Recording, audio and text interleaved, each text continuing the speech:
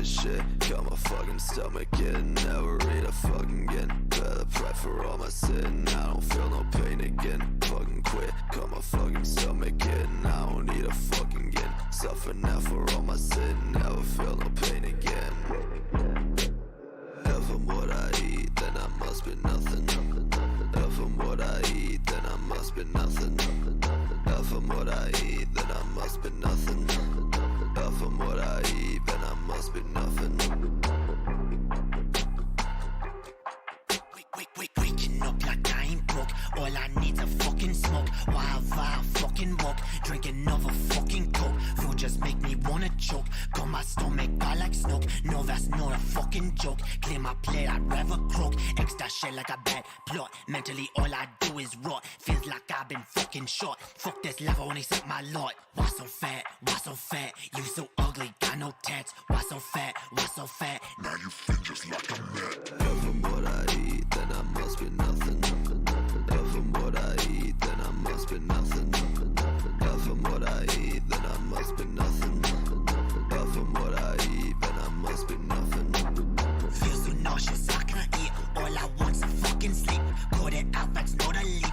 I won't, so I'd rather weep. Fuck this shit, I don't know why. Makes me wanna fucking die. All I do is fucking cry. You won't see me eye to eye. I ain't hungry, eat no steak. Want no bake for your cake. Fuck them bitches, they all fake. They just judge him on a snake. Bile in my throat when I see a fucking note. I don't want to fucking choke. All I need's an antidote. When I die, so she wrote. If I'm what I eat, then I must be nothing. If I'm what I eat, then I must be nothing. If I'm what I eat, then I must be nothing. If I'm what I eat, then I must be nothing.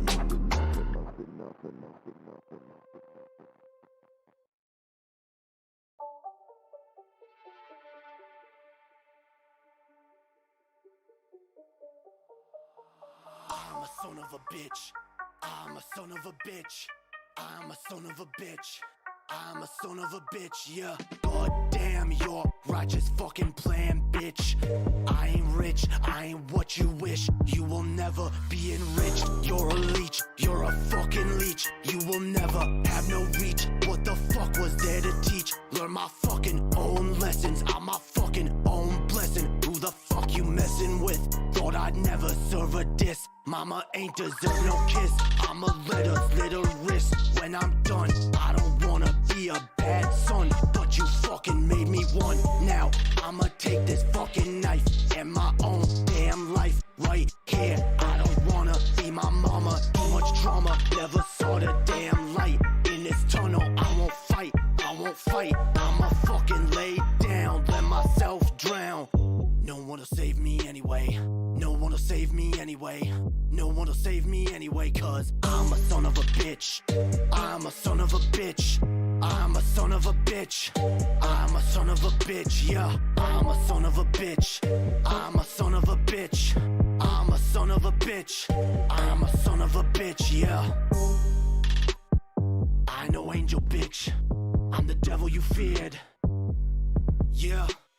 Why in the fuck did I leave? Why in my absence you grieve? Why can't my pain you perceive? Cause your own lies you believe. Didn't know you would conceive. The son of Satan deceived. I'ma take my fucking cleaver at your stomach fall. Make that shit mine, for that shit you fucking stole. I'ma take back my control. Take me out a fucking hole. What the fuck, I got no goal. Getting high, pay the toll. Like my mama gave a soul. For them pills and these demons, I can't even see my veins. Kids are driving me insane. I'ma cut this damn pain with my baby in my arms. Won't be sounding no alarms. Slip my wrist and I'm gone. Yeah, no one will save me anyway. No one will save me anyway. No one will save me anyway. No one will save me anyway, cause I'm a son of a bitch. I'm a son of a bitch. I'm a son of a bitch. I'm a son of a bitch, yeah. I'm a son of a bitch. I'm a son of a bitch. I'm a son of a bitch. I'm a son of a bitch, yeah.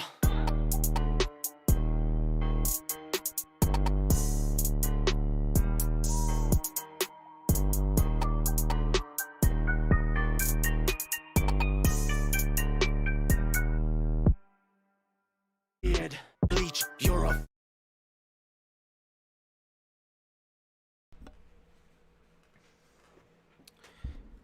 Yo, yo, yo, what it do, everybody? What up? Welcome. Hells yeah. Here we go. Here we fucking go. Welcome, everybody. We're at Hopium hour, yo. It's Hopium hour. It's not, some people have happy hour, alright? But, I don't have no liquor, so it's Hopium hour.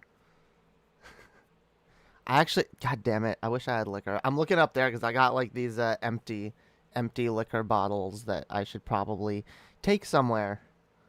But they just keep reminding me I don't have booze, yo.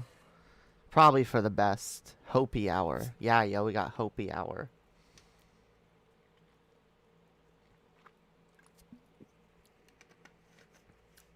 Hopium. How's everyone doing tonight, yo? Welcome to the chat. Here, we'll switch to... Oh, of course. I switched to live chat, and I see a bunch of... Can't get my dick wet, so I'm a virgin. Okay. Okay. I guess that's a song. Lovely hook, Andrew Walker. Is that supposed to be a parody of If I'm What I Eat? Because I don't see how it would fit. Can't get my dick wet yet, so I'm a virgin. Yeah, I don't know. But anyway, what up, everyone in the chat? Yeah, you know what? Maybe it's a hook in your head. Maybe it works. It doesn't work. So you fail. Failure. No, you get an A for effort. But yeah, anyway, what up, everyone in the chat? Andrew Walker, J. Troy Doe, Buzzard. I've been better, but thanks for asking. Well, I'm sorry to hear that, yo. I hope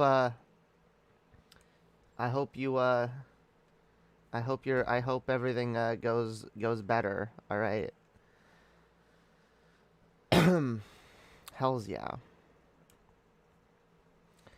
Hopefully, god damn it. The lyrics are autobiographical. Nice.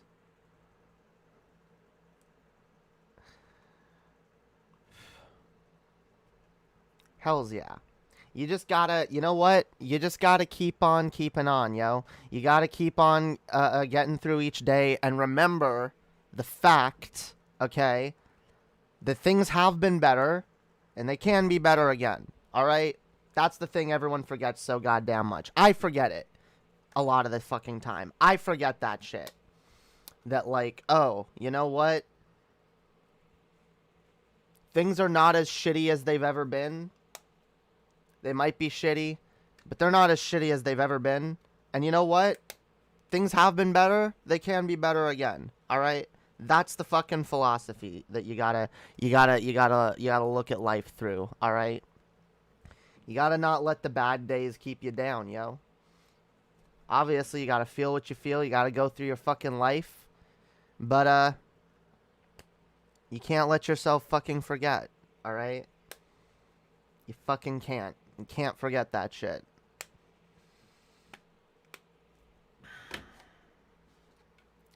For all you know, happiness is just around the fucking corner.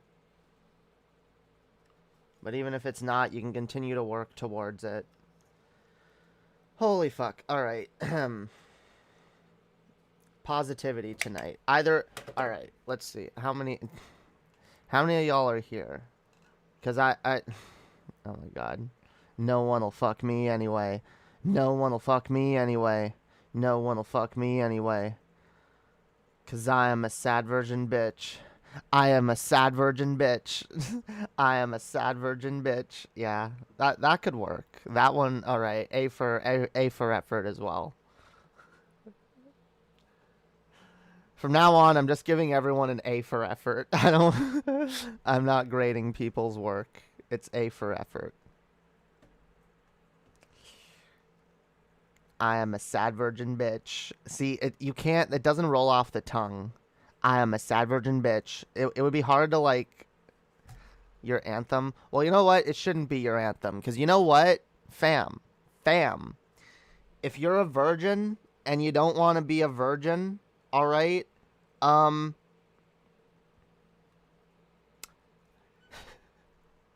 sorry, but it's all you got to do is get out there and meet people, make friends. And if you're not good at doing that, you got to work on your social skills. You got to work on your charm, your charisma. You got to work on learning how to be around people, all right? And you don't get better at that by not being around people. So you gotta make friends, all right? You're never just gonna find a partner that's gonna fuck you unless you've spent some time grinding your speechcraft XP on other people who aren't potential. Like, I love how a lot of people, and I really do get that, because I used to feel this way. A lot of people get out there and get rejected. Yeah, unironically, fam. I know how hard it sounds, but you kind of do need to, like, learn to deal with rejection. And I'm saying that as someone who does not deal well with rejection. I need to learn to deal better with rejection. I suck at it. I do. But I recognize that, like, in order to suck at it less, I need to not worry about it so much. You know, and, like, I do. I try to put myself out there. I try to talk to people. I try to make friends. Try to make friends without the expectations of finding someone to fuck. Because you know what? I'm gonna say this. Oh, that's what I was gonna say. I love how many people, and again, I did this too, think that they're at, like, okay, they're at, like, level 3 or 4 of the social game, all right? They maybe have, like, a couple friends here or there. They're not great. They're not great at making friends. They know that. But they think that they're going to jump from friendships to, like, lifelong partner. Or even up to, like, fuck buddy. Like, you got to work your way up, all right? You got to work your way up. You got to grind. You got to grind that fucking speechcraft skill. You got to work on it. You got to build that XP. You got to get better at being around people. You got to get better at being a social person, and put the idea that how you look has any effect on it out of your mind, because it really fucking doesn't. All right? I mean, fuck. Like, there's a shit ton of people, okay, that are not, like, the most conventionally attractive people that, like, are teeming with fucking confidence. And they're really cool, fun people to be around.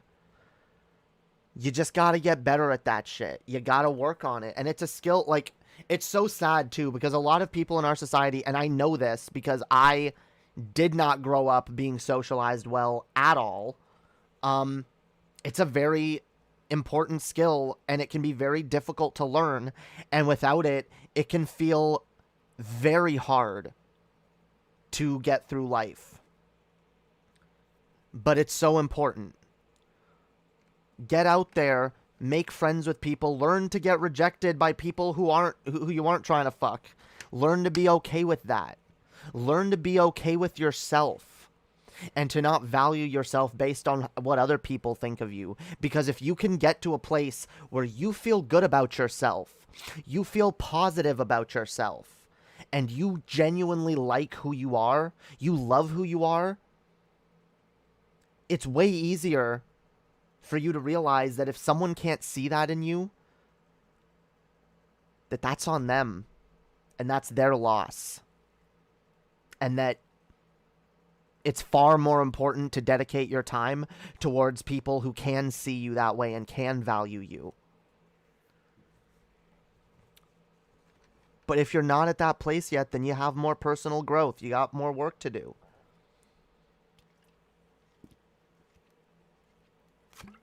And that's okay. It's okay to have more work to do. And that doesn't mean you won't meet people along the way. That doesn't mean you won't have experiences along the way. That's the thing. As you work towards bettering yourself, as you work towards living your life,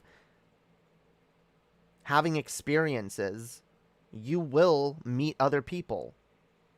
And you will experience life. And, you know, like, I'm sorry to say it, nobody finds the love of their life sitting around at home on the internet all day. Like, I don't know, maybe you can meet people online. It's not the worst thing in the world to do. But that is also not the same as, like, genuine face-to-face human connection. And it's important to experience that. It's important to experience other people. Everyone gets rejected most of the time. Just keep talking to people and someone will eventually be interested. Yeah. Like, honestly, there's 7 billion, 8 billion? There's billions and billions of people out in the world, guys. Billions. Billions of people with a B. Billions. Alright? Holy fuck. You have not met every single person that you could possibly be compatible with yet. You haven't. There's no way you have. There's no way you've met every person you're compatible with in your hometown, let alone your state, let alone your country, let alone the fucking world. Okay? There are people out there.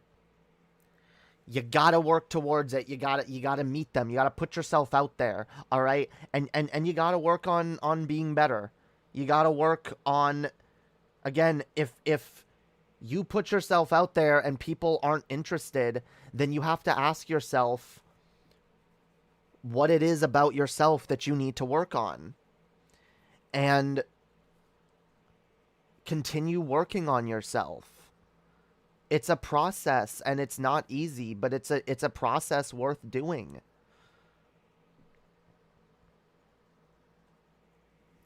But yeah, like, letting rejection control your life. Like, look, again, I have a fear of rejection, and I hate it.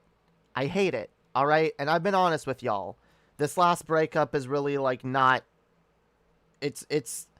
I've not handled it well, all right? I'm honest about that. I don't handle this shit well a lot of the time. But I'm still glad that I put myself fucking out there and I had an experience and I met people and I had relationships. And you know what? I learned a lot from my past relationship. I did. And it's changed me as a person and, you know, in some ways made me a better person. And finding them is too hard. Fam, do you know how I found my ex? This was back to, like, when my channel was even smaller than it was now. She literally just, like, searched up, like, Atheist Live on YouTube and happened to stumble across my channel and came in during a call-in and we started chatting and we hit it off and became friends and shit went from there. All right? You literally... I was doing a fucking drunk stream that I literally... There was maybe like 5 or 6 people watching. And like, I barely anyone was fucking watching. I never thought that someone would fucking happen to pop into my fucking stream and we'd start talking. Like, you never know, okay? It's not about looking for them. Don't be actively looking for them. Just be actively looking for friends, for new experiences. Go try to make some fucking friends in your area. Find people you have similar interests with. You know you can use Tinder for more than just dating, right? You can make a Tinder account and be like, I'm looking for friends. And there are other people, and not just Tinder, a lot of apps, but like, a lot of people are doing that too. They just want to fucking meet people. find some like community club meeting shit in your area, whatever. Some shit, some fucking there's like a meetup events and shit. I know right now it's fucking hard with COVID.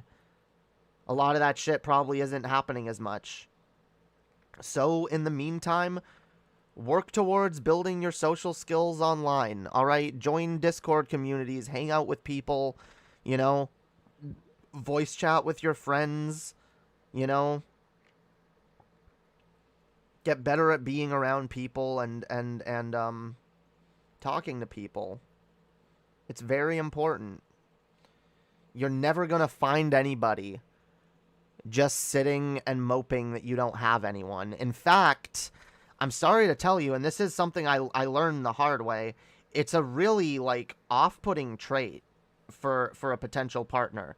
Like, it can be funny to, like, joke about, I guess, but, like, let's be honest. What if the love of your life happened to be in this room right now? Okay? What if she's also in this chat? And all she sees of you is you talking about how you're a virgin and you're lonely and no one wants to fuck you and you're sad and alone and, you know. And again, I'm not trying to like make you feel self-conscious about making these jokes. I'm trying to like explain to you like what difference an attitude can make.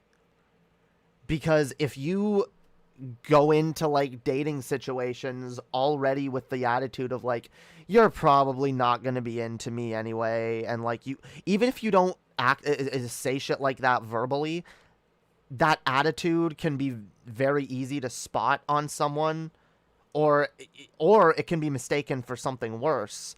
And like, you're not, my point is, you're not doing yourself any favors. All right. It's more important to be confident and, you know, be positive about yourself, because that attracts people to you. You know? Again, what if you were in here with the exact opposite attitude, making positive jokes about yourself, you know?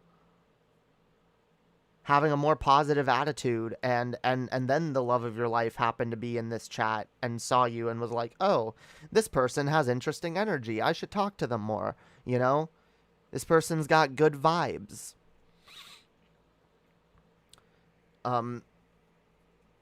Again, like, it's all about attitude, and like, I know it can be hard. I know it can be really, really fucking hard. I get it.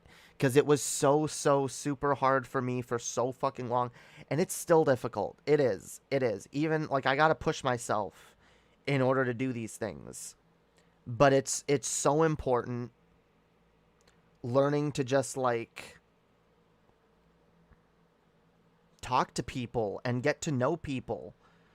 Women are not into flirting anymore, lol. That's not true. But, look, I will say this. Why? See, here's the thing. Most women, what they're looking for is a partner, a friend, someone that they can, you know, like, have a connection with, a fellow human being to spend their life with or to spend time with. Okay? It doesn't need to be some, like, performative, like, you don't need to, like, put on a show for a woman. You don't need to, like, come in with, like, charm and, like, a bunch of pickup lines. That's not how you, like, build a genuine connection with people. And yes, no, I agree, flirting can be fun. And if you know how to do it, like, it can be a lot of fun. But if you don't, or if you're not good at it, or maybe it's just not what you prefer, like, I'm going to say this, it's not mandatory. It's not. Like, you don't have to, like, have, like, an A+ flirting game. You just have to be able to treat a woman like another person. You need to be able to treat your partner like a fellow human being. And, you know, that's what look, you can build really good relationships with people that start based on friendships. Not every relationship needs to begin as like overtly sexual in nature, you know, or overtly flirty, or you know, like, you can just meet people and be chill. That's honestly like a very good skill to learn to have, is to just like be a chill person to be around, you know?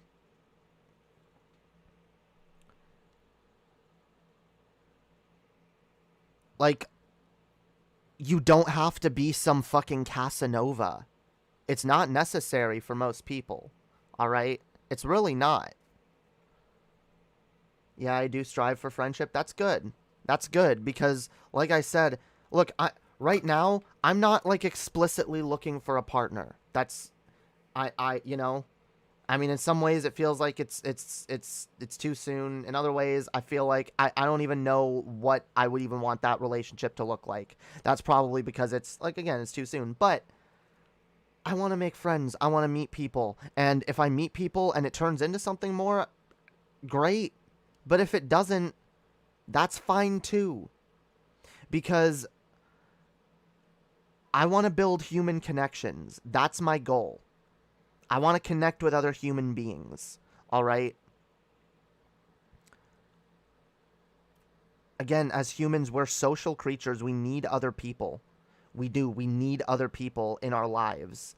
And socializing can be very good for our mental health. It really can be. Having a good group of friends around you that, you know, that you can spend time with, you know, and talk to, like, it can do wonders for your mental health, which can do wonders for your confidence, which can make you better in the dating scene. Like, my advice to people who are lonely and, you know, lonely and horny, even, like, your number one goal should be building friendships. Absolutely. That is absolutely your number one goal. Build better relationships with other human beings. And the rest will fall into place at some point, okay? The more people you meet, like, again, there's 7 billion fucking people. You're bound to run into someone who's compatible with you at some point. But would you rather run into that person as someone who's like a really socially adept person who's good at handling other people, being around other people?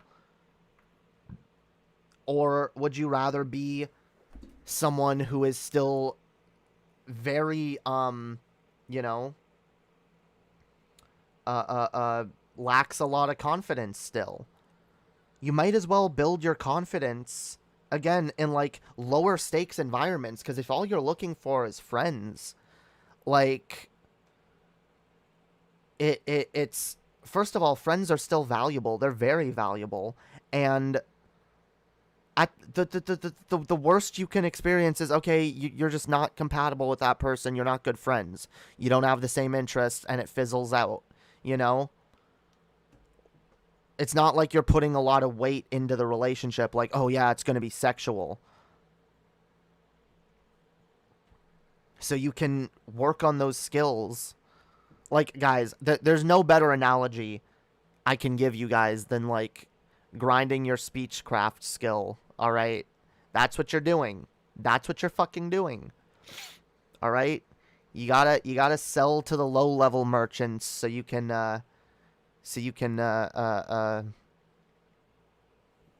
sell more to the higher level merchants. Yeah.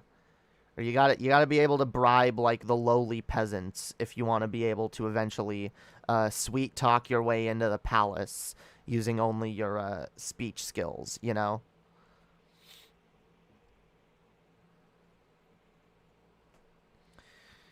I like humans. They can be great people. Absolutely. Abso-fucking-lutely. Alright? People are valuable. They really fucking are. And the more we learn to value people, and the more we learn to exist around other people, the better our lives. Seriously. Like, having other people, like, enriches your life. Like, it really does. It really does.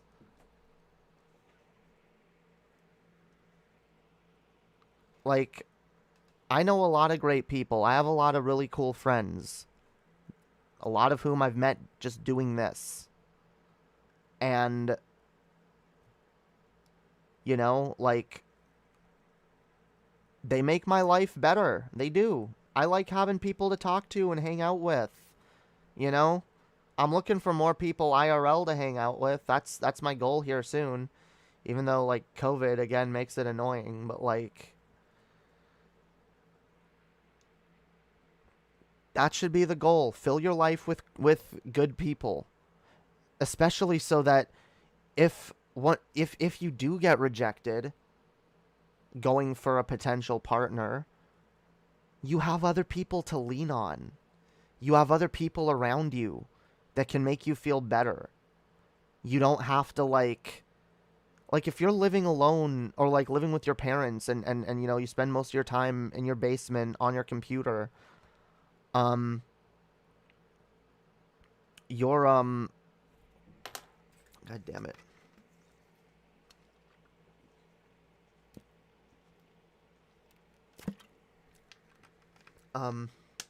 You're spending that time, like, alone, not around other people, and then you decide one day, you know what, I am gonna try to find a partner, and you start swiping on Tinder, and maybe you meet a girl, maybe you, like, start talking, and, like, you hit it off, and it's like, oh, okay, this is great, I'm gonna go on a date and meet this woman, oh, this is gonna be like, and I know this because this is something that I've, by the way, I'm not calling anyone specifically out in the chat, okay? I want to be clear. I'm speaking from experience right now because this was me, all right? Living alone in my grandmother's basement, not a lot of friends, almost none really, and not really talking to many people, not really doing much or putting myself out there or interacting, and I would swipe on Tinder, I'd meet somebody, and I would get so excited. I'd be like, oh my god, this is gonna change everything. This woman, like, she's gonna, like, be the new everything. Oh my god, like, I'm gonna have a partner. I'm gonna have a girlfriend. This is gonna be fucking amazing. Like, oh my god, I can't wait. My whole life's gonna change. And then I go on the date, and then it goes badly, and then I come home, and then I want to Roblox myself.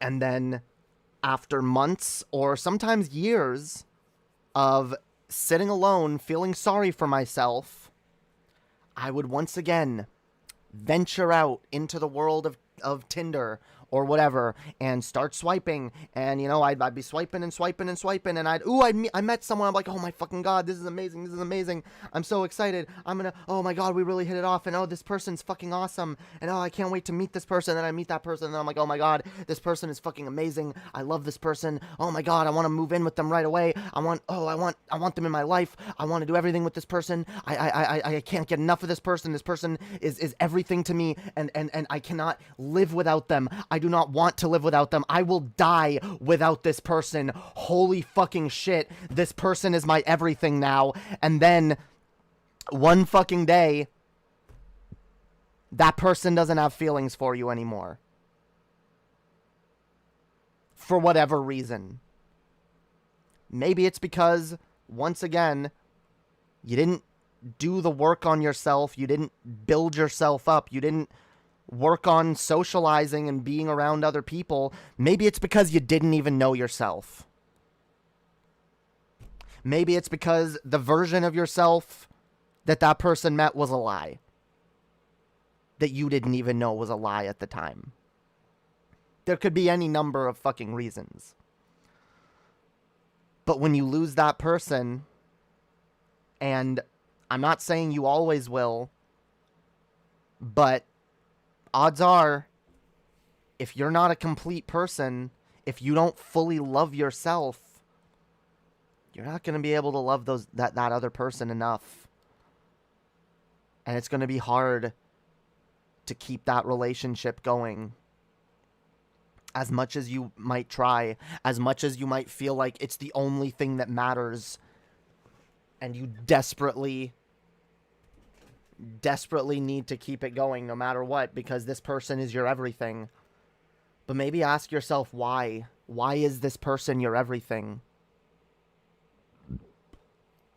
Maybe if you asked yourself, you know, why are you alone? Why don't you have friends? Maybe if you asked yourself these questions before you stumbled into a relationship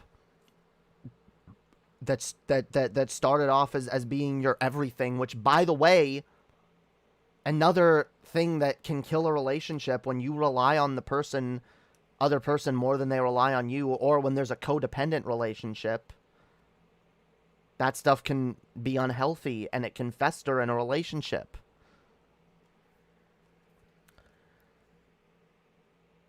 But I'm going to say this. The one thing that's made this breakup, and it's been hard.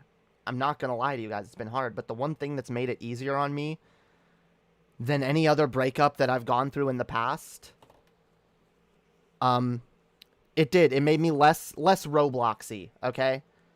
It made me want to Roblox myself less than any breakup had before ever. And I will say, the thing that made that the case is my friends. My friends. There are people in my life that I knew, even though this one person that I may have been really close to and that may have been my everything at one point, even though I don't have that person anymore, I have other people in my life that aren't going anywhere. And that's why friends are so goddamn important. Because there's no way to guarantee that a relationship lasts forever. There's no way to guarantee that a friendship lasts forever.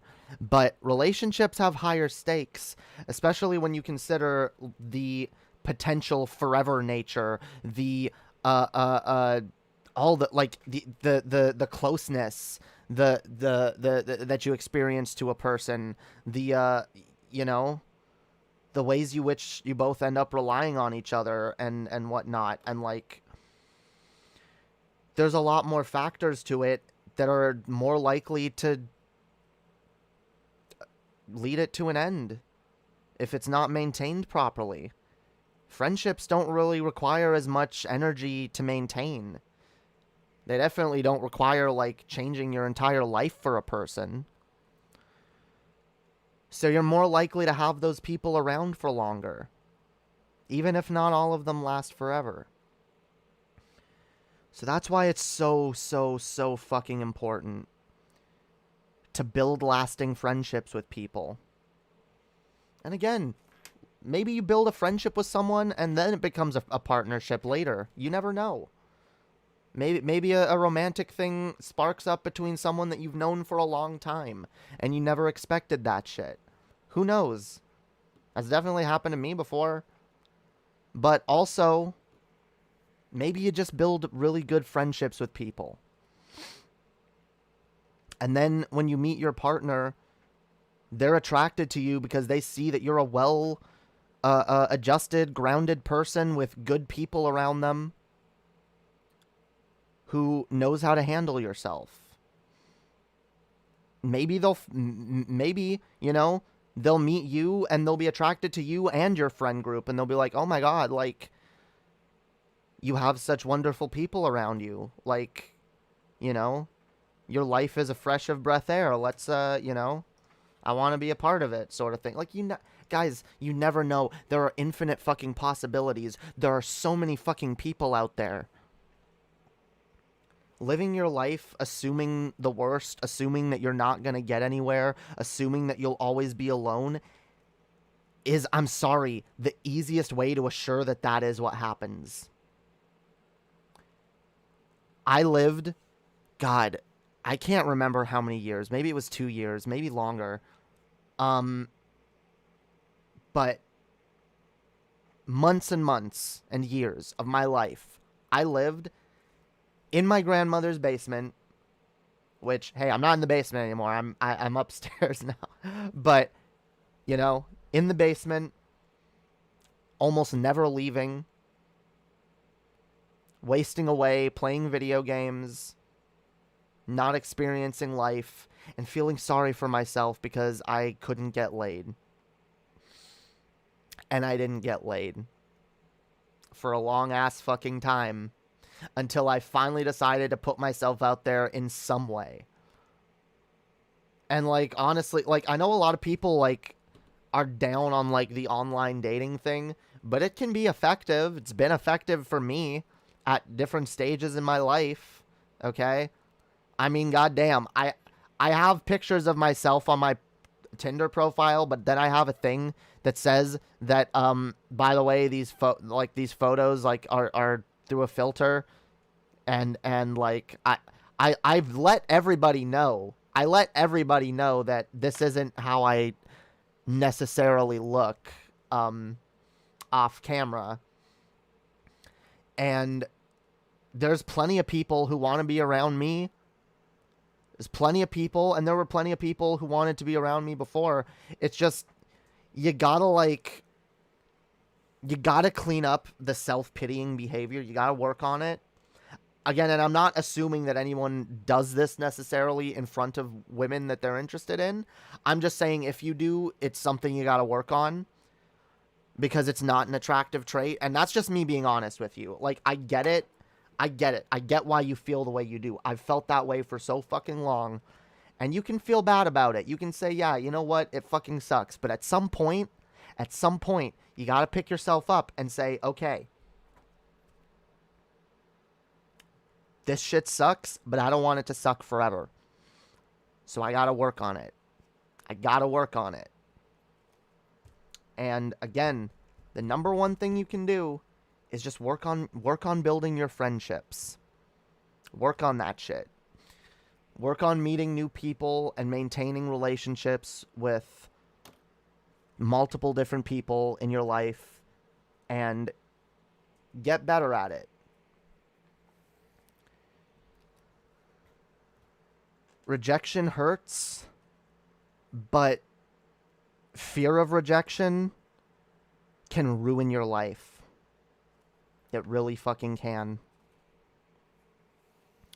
There are plenty of people in my life that I've known were interested in me that I didn't pursue because I was too nervous and afraid of rejection. There are people that I've talked to years later, and they were like, oh yeah, I totally would have gone for you at that time. Who are like, maybe they're in like a relationship with someone else now, or, you know, they've moved on in their life, or they, you know, whatever. Like, I've known this, that there have been people that I was too scared. I was too scared to talk to people. And I could have had great relationships, great friendships. Who fucking knows? Who knows what you may have missed out on by not acting in the past? You'll never know. But you can lessen how many more missed opportunities there are by trying to work on not missing out in the future. Better to have loved than lost than to have never loved at all. That is true.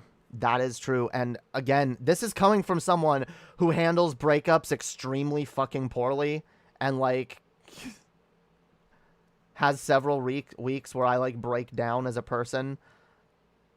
I would rather have gone through those relationships, learned what I've learned, experienced what I've experienced, than to have stayed here and not lived my life. And I can say that for both my last relationships, where I moved in with them. I was ready to start my life with them. You know, I thought my life was going to be one thing, and when it ended, I was devastated. But Those were experiences I had. Those were chapters in my life. Chapters in my life story that aren't just blank. I think from like 20 to 23, 19 to 23 even, like most of those years of my life, if every year of my life is a chapter in a book, those ones are pretty much blank. Just me sitting around doing nothing. Not trying. And I mean, look, I was dealing with a lot of health issues at the time too. But like in terms of like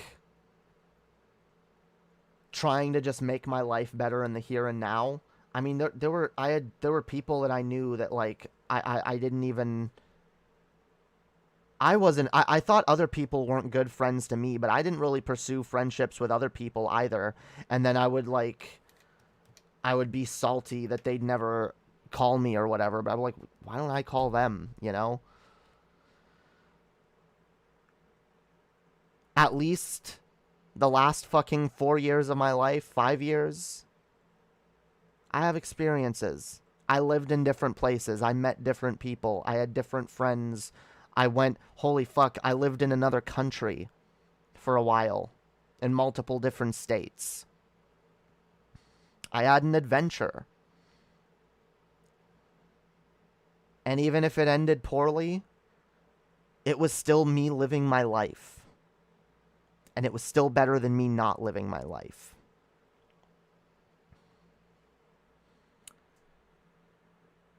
Pain. Without love, pain. Can't get enough pain. I like it rough. Yes. Because I'd rather feel pain than nothing at all. Why the only time I feel alive is when I want to die. Pain hurts, guys. It does. But it is absolutely a part of life. We live, we suffer, we learn from our suffering, and we evolve and get stronger. And eventually, it gets easier to handle the suffering. It's about finding things in life that soften the suffering, that make it worth going through the pain. I've loved in my life. And I've felt love. I've felt closeness, connections with people that have been amazing. And even though they've ended, I know I can find that again. So why wouldn't I go through the pain in order to find more of that love, more of that good shit in life, yo?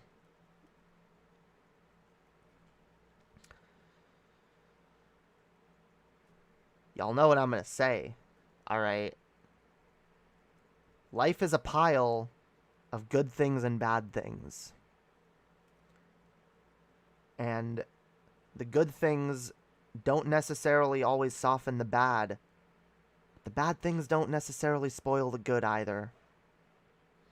We gotta continue adding to our pile of good things.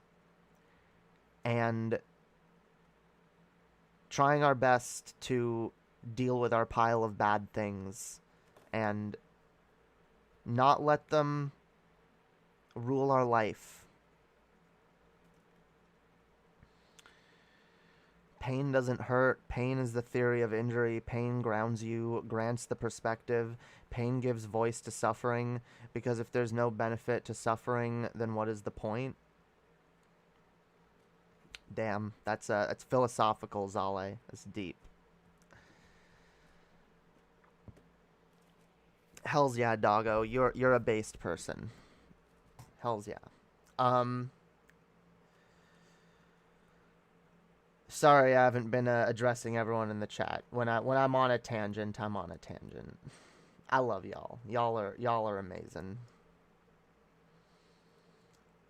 I do want to go out and make friends, but I don't know how to start. Where do I even go? Well, like I said, there's it depends on where you live. Like, maybe if you're into video games or comic books, there's like a game shop near you where you can go meet people. Game tournaments or some shit. But then, of course, there's also, like, Tinder and, like, other apps where, like, you can just be like, yeah, I'm looking for friends. Um, you know,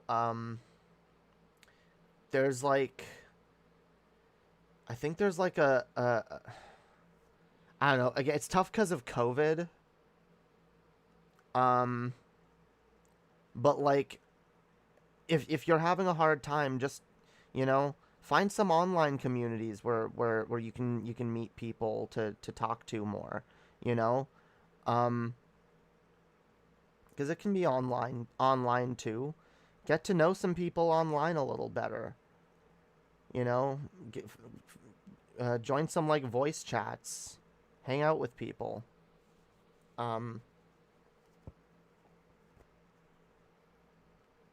Pain is pretty much growing EXP. Yeah, pretty much. It is. It's a form of XP.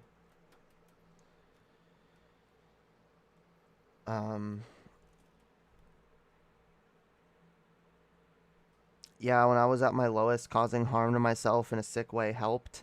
Yeah, it did for me too. I definitely went through a very long self-harm phase. And it's something I've struggled with throughout the years. But,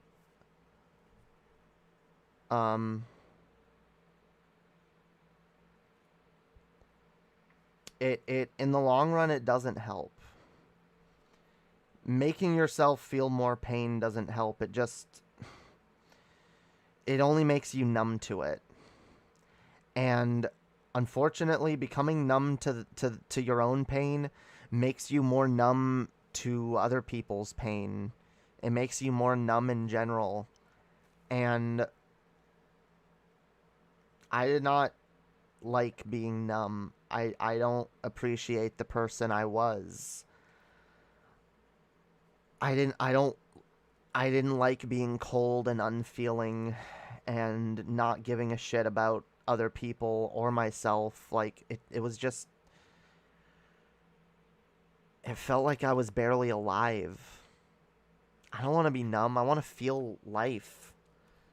I want to feel pain, but genuine pain. I want to feel all the feelings of life, all the emotions.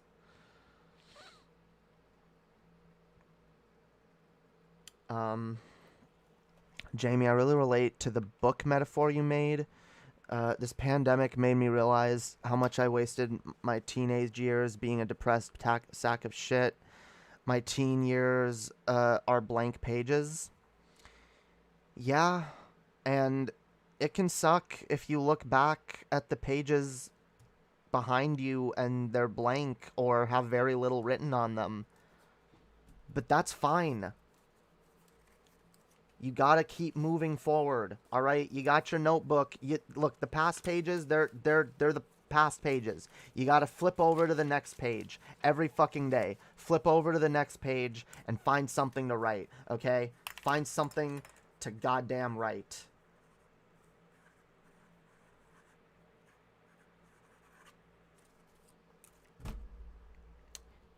Honestly, maybe literally doing this might help you, all right? Get a journal. Find something to write in your journal every fucking day, all right? Every fucking day. Every fucking day.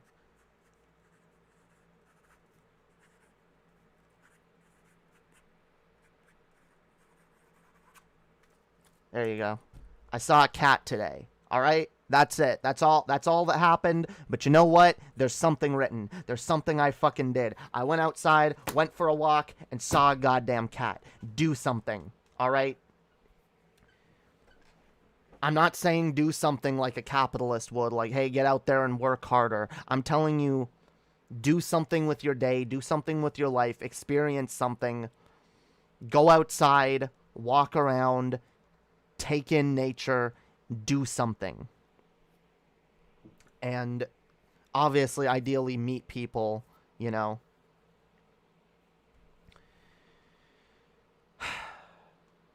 It's so, so important. So maybe if all I have to write this year, maybe, you know, maybe this year I haven't done much. But you know what? Maybe I go on a trip. Maybe I take a trip to a place. Maybe I just, maybe I go to a, you know, I take a trip to Ottawa. And I go to some like bars or clubs or whatever. And I like, all right, this is, you know, me exploring a new city, meeting new people, you know. Maybe that's all I did. But hey, at least I can write trip to Ottawa, all right?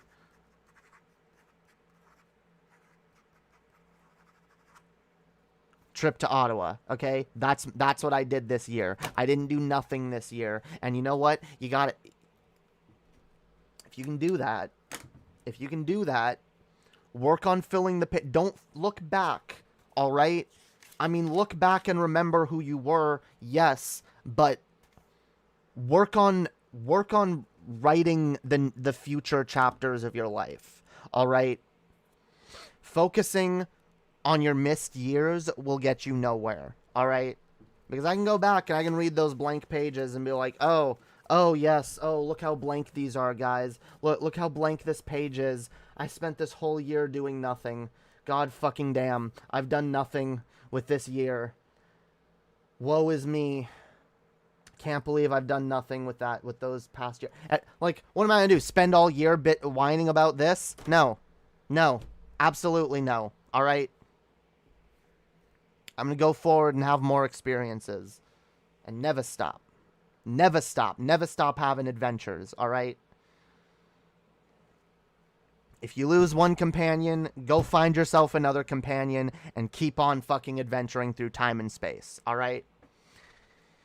If you cannot get in a relationship with them, you can always bring them into the left. A good soldier makes the best of every opportunity. Yes. Yeah, if you can't get her in bed, at least get her into the working class revolution.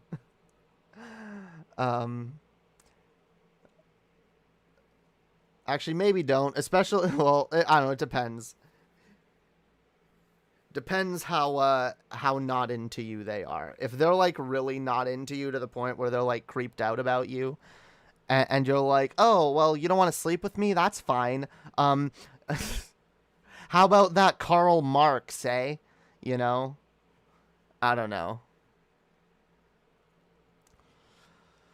Depression sucks, yo. It sucks your life dry till you're a soulless husk wondering what the hell where the hell did your years go. That's true. That's true. That's why you can't let it. You can't let the depression be a black hole that sucks you in. You have to do what you can to pull yourself out of it. Little steps at a time. Like I said, you know what? If it helps, I honestly do recommend this. Get a journal. Get a journal. Try to write something in it every day. All right? What I do with these journals is I try to write some rhymes every day. All right? I try to write like a verse every day. But try to write something. Try to come up with something. Try to do... And if you have nothing to write about, then you didn't do anything with your day. And maybe spend the next day doing something. Go somewhere. Experience something. Go for a walk. Even if that's all you do today, just go for a walk. Go for a walk in a new area that you've never been to before. You know, explore, do something.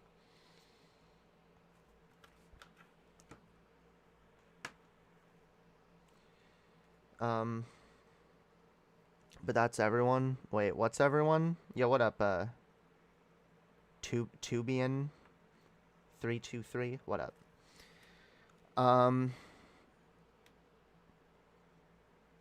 If you didn't get her heart, get her head on the way out. Yeah. If they're disgusted in you, claim to be a young conservative and a Trumper. Defend if you can, deny if you can't. Leave nothing for the enemy. I love you, Zale. You're fucking awesome. Yeah, yo. Yeah, if you look, if you do an oopsie and you accidentally like completely creep her out, yeah, just be like, heh, heh, you probably wouldn't get Kekistan anyway. For the glory of Pepe. Yeah. Yeah, start talking like that too. Like, I guess I can stop using that fake voice I was using. Fucking, I bet you don't even support Trump. You don't even like Trump, do you? You fucking bitch.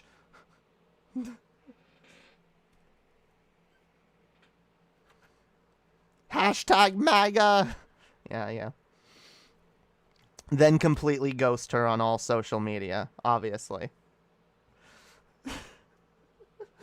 Oh my god. We gotta do it, yeah. We gotta do that, we gotta do that praxis however we can, guys. No, honestly, if your goal right now is taking care of your social abilities and like, you know, I wouldn't try to inject political advocacy into that. At least not until you like really know a person and like unless, I mean, look, you might be able to meet someone who has similar political values to you. That's always a possibility too. In fact, like one of the like I have in my Tinder profile that I'm a leftist. Like I'm a leftist political streamer. For a lot of people like have messaged me, been like, "You're a fucking leftist streamer." Oh, I you know, ask me what my fucking channel's about.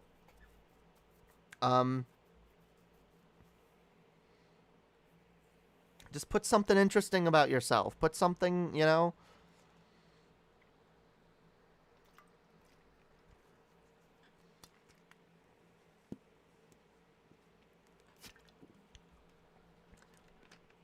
Yeah, just fill your profile with like ACAB, Black Lives Matter, pro LGBTQ plus shit. Just be like, yes, politics, my political beliefs are very important to me, you know.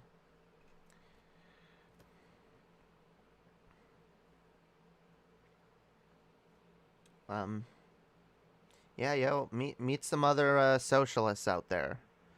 I mean, fuck, you could go to like go do like activism shit. I know I'm kind of stealing that one from Vosh, but it's not a bad idea. Go join Antifa, all right? Or maybe a better maybe an organization that's slightly better for optics, but Jamie, psyops and strategic manipulation are my specialty. Also, I have your $5. Well, I guess you can send it then. Feel free. Yeah, yo, Zale owes me $5 because he made a ridiculous bet. An utterly ridiculous bet.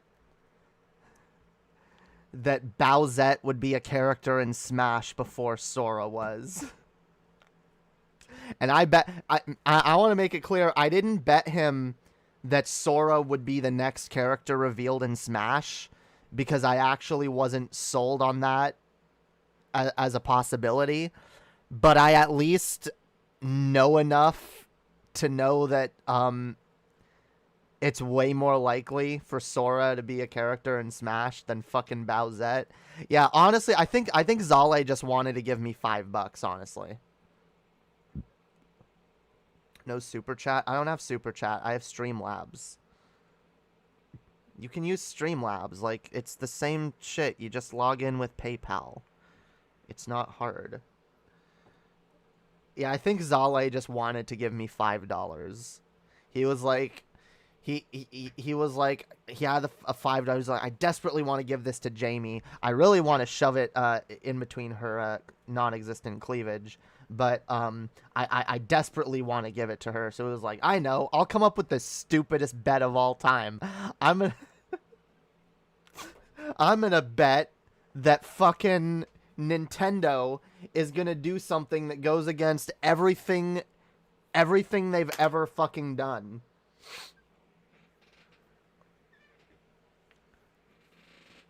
Yeah.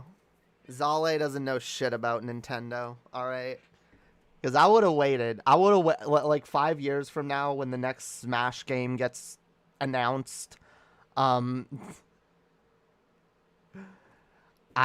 was, fuck. I would have been like, oh, okay, let's see the new character roster. Is Sora that? Because I believed Sora was going to be a character eventually. I do, like, I think he was a good choice, and I'm actually kind of happy to see that, honestly. He looks like a fun character. I'm definitely going to buy him.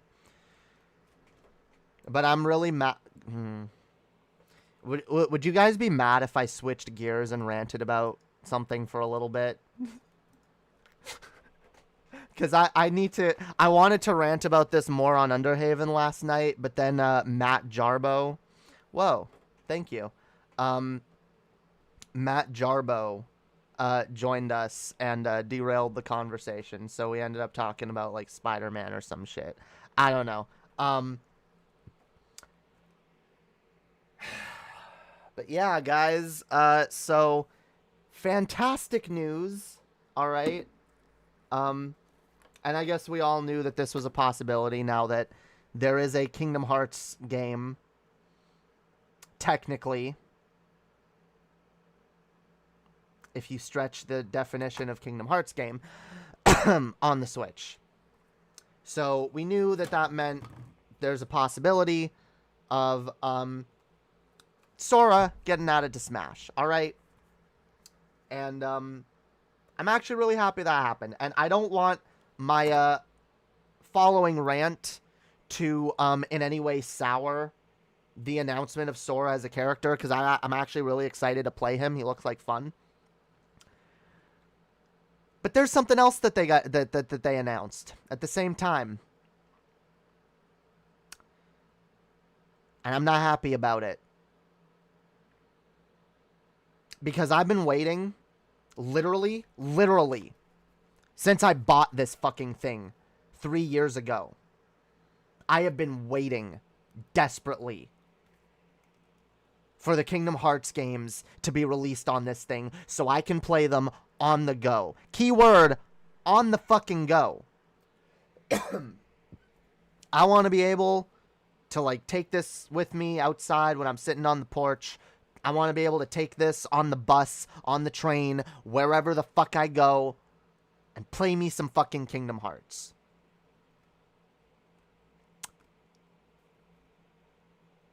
And yesterday, they announced that finally, Nintendo Switch is going to get Kingdom Hearts 1.5, 2.5, 2.8, and 3, plus the DLC. So everything, it's all of it, all coming to the Nintendo Switch, finally! But it's a fucking cloud version. And if you don't know what cloud version means, it's basically the opposite of on the go. Because if you want to play Kingdom Hearts, any of them, any of the real Kingdom Hearts games on the Switch, you need a stable fucking internet connection. Which, this being a Nintendo system, yeah. How do you even play fucking Kingdom Hearts on this thing, let alone well? It is disgusting. This is a slap in the face for, by the way, the 20th anniversary of Kingdom Hearts.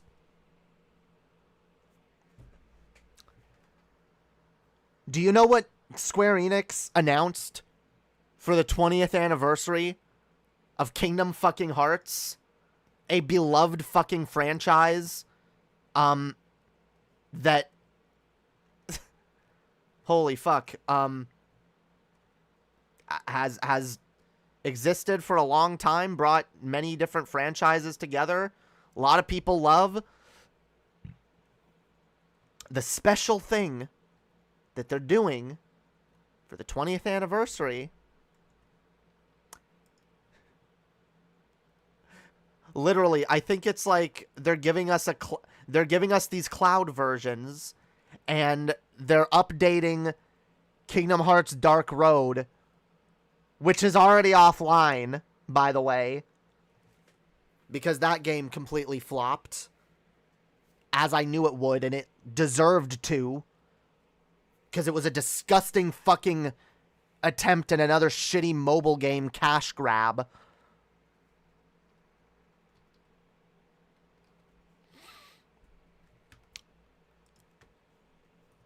This is fucking bullshit, guys. This is bullshit. Absolute fucking bullshit. Wait, where's the fucking... Where's the tweet?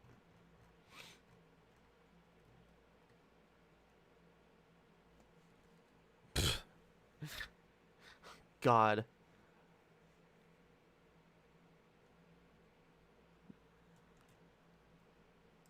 The entire Kingdom Hearts series, yo. Coming to Switch. 10 adventures will make their way onto the Switch as cloud games, and will be available in standalone collections or a complete all-in-one set. Which, holy fuck, how much is this gonna cost? Are they gonna charge full fucking price for this? Is it at least gonna be cheaper?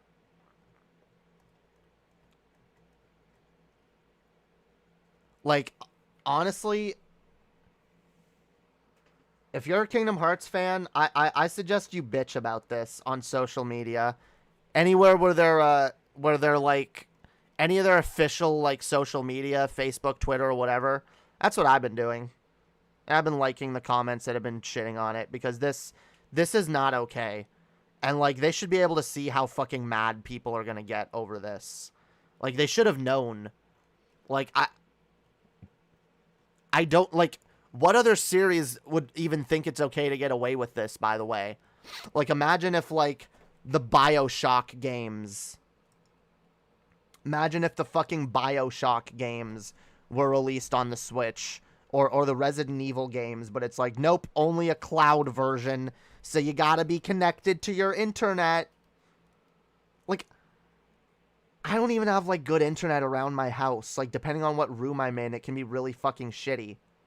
So, like, I guess I have to just, like, I have to have it in the dock, connected to the Ethernet port.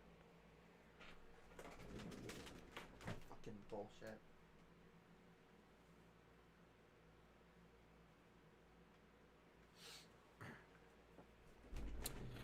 So not based, guys. So not fucking based. Alright, yeah, sorry, I'll look at this, super chat again. What was this? Here's some money, will you watch this shitty Razor Fist video? Maybe, I don't know, I wasn't planning on watching videos tonight. We can, you know what, why not? I gotta pull it up first. Yo, what up, security team assemble, what up, security monitor lizard, what up? We got Hyun. We got Mango Jones. Hells yeah.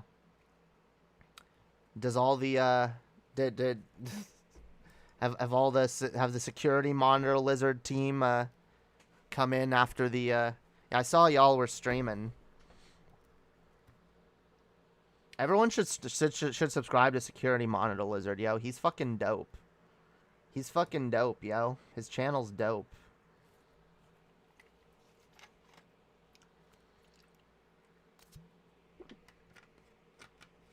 Even though y'all, I saw, where y'all cover another Shanny situation. Yeah, I'm not a fan of those, but I know some of y'all are. The Shanny G-Man Von Helton drama arcs. They can be fun. They can be fun little distractions. Who's Security Monitor Lizard? He's a based individual. And you know what? He's a veteran, so you better respect his ass, yo.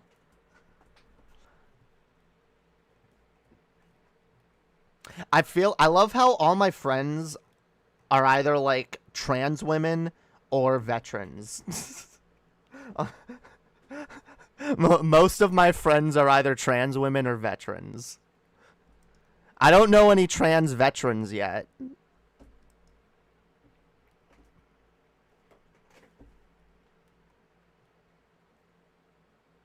Whoa, okay. You know what's sad? I secretly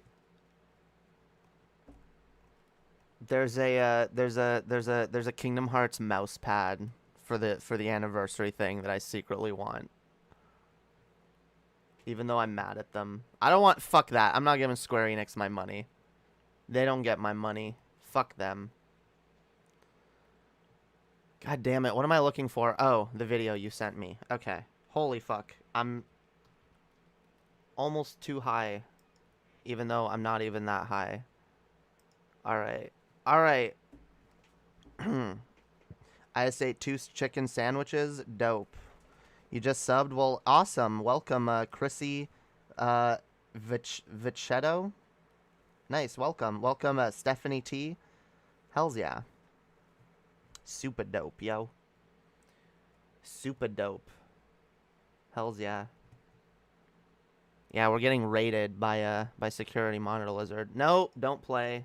Wait, okay, it's muted anyway. Alright. God, am I gonna... I already looked at this video. I didn't want to respond to it, because I... Alright, fine, we can respond to it.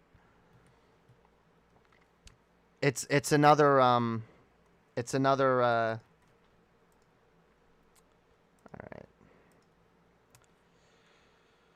another right-winger bitching about the big steal, the big lie, holy fuck.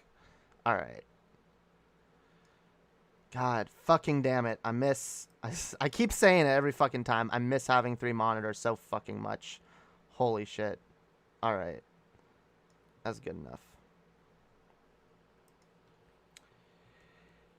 Hyun, how do you pronounce your name? It's Hyun. It's Hyun. Yeah, Hyun. Hyun. Everyone always says Hyan, but it's not Hyan, it's Hyun.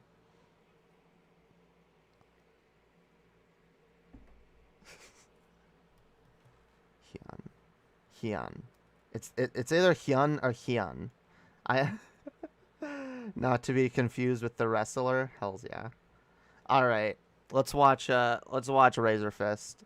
I guess if you guys want to send me other videos, feel free. My Twitter's open. My other thing, Discord, is open. We might do a couple more videos tonight. All right, let's watch this. Why not?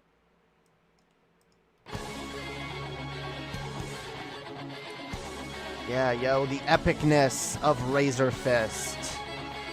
Hells to the fuck yeah. Let's do it. Let's do it. What have I said so many times is tattooed on my tongue? And no, not Hideo Kojima's a hack. Silly goose, that's a statement so true no one has to speak it. It's don't listen to what your opponents say. Rather, pay attention to what they do. Which is why it should say something that 5 points... You have that tattooed on your tongue. Okay, whatever. He has it. Okay. Okay. Yoda Black Guy TV. Hells yeah. I sent you an audition if you're interested. Whoa. Thank you. Oh, yeah, we got in Twitch followers, yo. I gotta start dual streaming these to Twitch. I keep forgetting to do that. Alright. 7 seconds after the audit announcement was over yesterday, the blue and on bungholes jumped from cope and seethe Trump-tards to you're a meanie doo-doo diety head treason. Hell, head on over to the Twitter account for Adrian Fontes, the recently removed Maricopa County recorder you may remember presided over the 2018 midterms. You recall, The cat who crapped out 150K Kirsten Sinema ballots over a week after the election, despite the fact that Arizona prided itself on counting mail-in ballots before doing fucking anything, to overturn Martha McSally's 2-point lead over the peroxide princess with 99% of precincts reporting, yeah, that cat is having a meltdown of fucking Fukushima proportions, transitioning Caitlyn style over a 24-hour period from smug "just you wait, Trump-tard" tweets to bandying defamatory insults. Okay, I don't know what his point is here. Did one did one district or one precinct in one state find an error? Like, is that the narrative? We found one error, so now, like, ha, we won, guys. And I guess some liberals are losing their shit because they don't know how to take an L.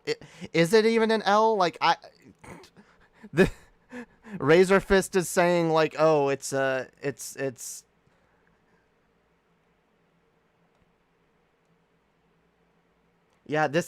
I don't know what his fucking argument is. Like, there's fraud. We've proved it now because of an audit in Arizona. Even though, like, every other, like, I don't know what more you say to this shit than, like, I'm sorry, every single fucking dispute has been thrown out by every fucking court, even conservative judges. Like, they're, like, grasping at fucking straws at this point, trying to find any fucking error, any fucking, like, foothold they can get to say, ha, see, this is fraudulent, we want, like, imagine viewing this as a victory. Why are they still doing this? Even if there was fraud, they got away with it. I mean, let's be clear. There isn't, like, there's fraud, but, like, there's fraud on both sides, and at the end of the day, it's probably negligible. And by the way, we know that the right does fucking fraud all the time. All the fucking time. Yeah, the fraud is mostly perpetrated by Republicans trying to test the system and double voting. Also, I mean, we know they do all kinds of shit. They do the gerrymandering whenever they can. They do the voter ID laws to keep black people from voting. They do all kinds of shit. And now they're desperate to find any instance of the other side doing it too. Because that's basically what they've hinged, and I've said this before, that's what they've hinged their entire argument on. They know that they cheat, so they're banking on their opponents being cheaters too. That's what this is, okay? We're seeing the actions of cheaters who lost, and the only way that they can cope with it is trying to convince you that the other side cheated too, so it's all bullshit. That almost makes me wonder how low Trump's actual vote might have been. Like, imagine if Trump actually only got, like, 10% of the vote, but they, like, artificially inflated it so much, and they're like, yeah, we should know, guys, like, we totally win, like, this should have been a landslide for Trump. But then, like, the Democrats did it too, so it ended up coming out like imagine, like, the Democrats and the Republican both added, like, I don't know, 10,000 fake votes, and they canceled each other out. Like, I don't know. Like, it's fucking. Oh God, yeah. The amount of fraudulent voters in all history wouldn't even swing an election. Yeah, probably not. Like, the amount of fraud that actually happens, like, again, like, it's not like some huge wave of fraud. It's just not. We've been doing shit like mail-in voting for fucking ever.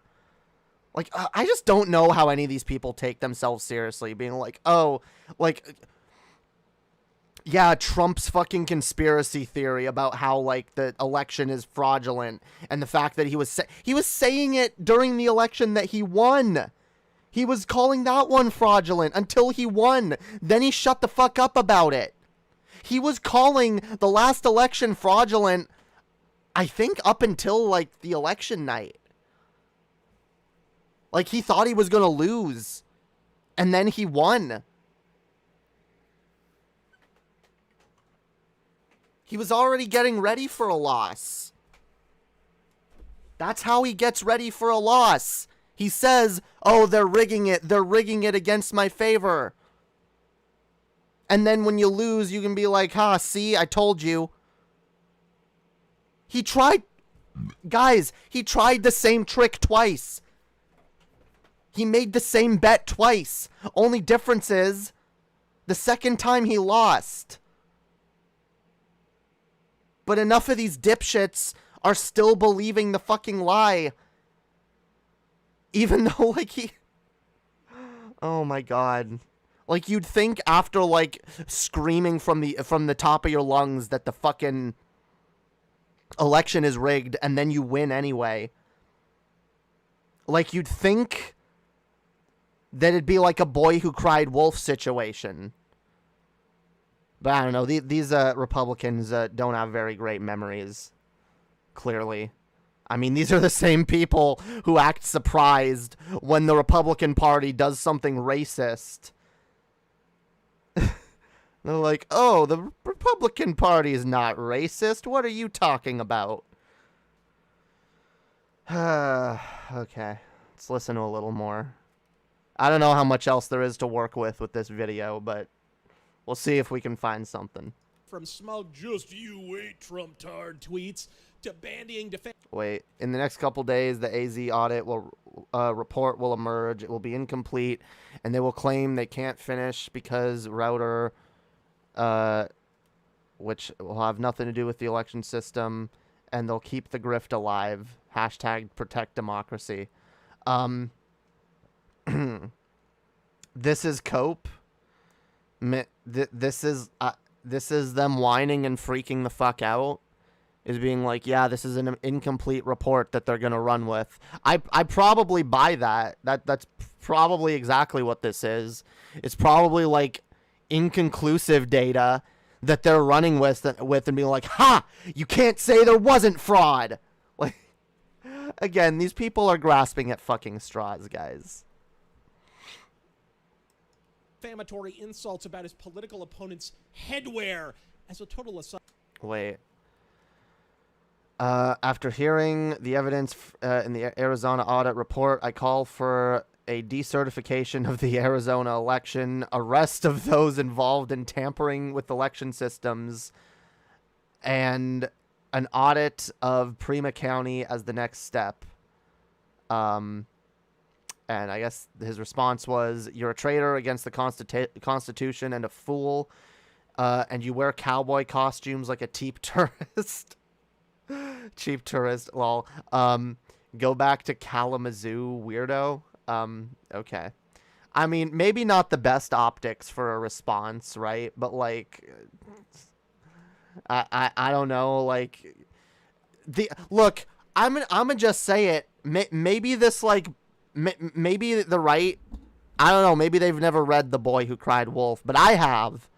And, I know how many fucking times now that the right has, like, screamed, we found proof of fraud. We found proof of fraud. This is it, guys. This is the piece of evidence that breaks the entire fucking case, guys. This is it. We've finally proven it. And every time it's bullshit. Like, I'm sorry, Razor Fist. I'm inclined to believe it's fucking bullshit until you can prove otherwise. Like, and some, like, incomplete report, even a complete report, like, look, even if you can prove that there was a bit of fraud in Arizona, like, I don't know what that would prove overall. You'd have to, like, it's already been thrown out in so many other fucking states, right? How much fucking, like,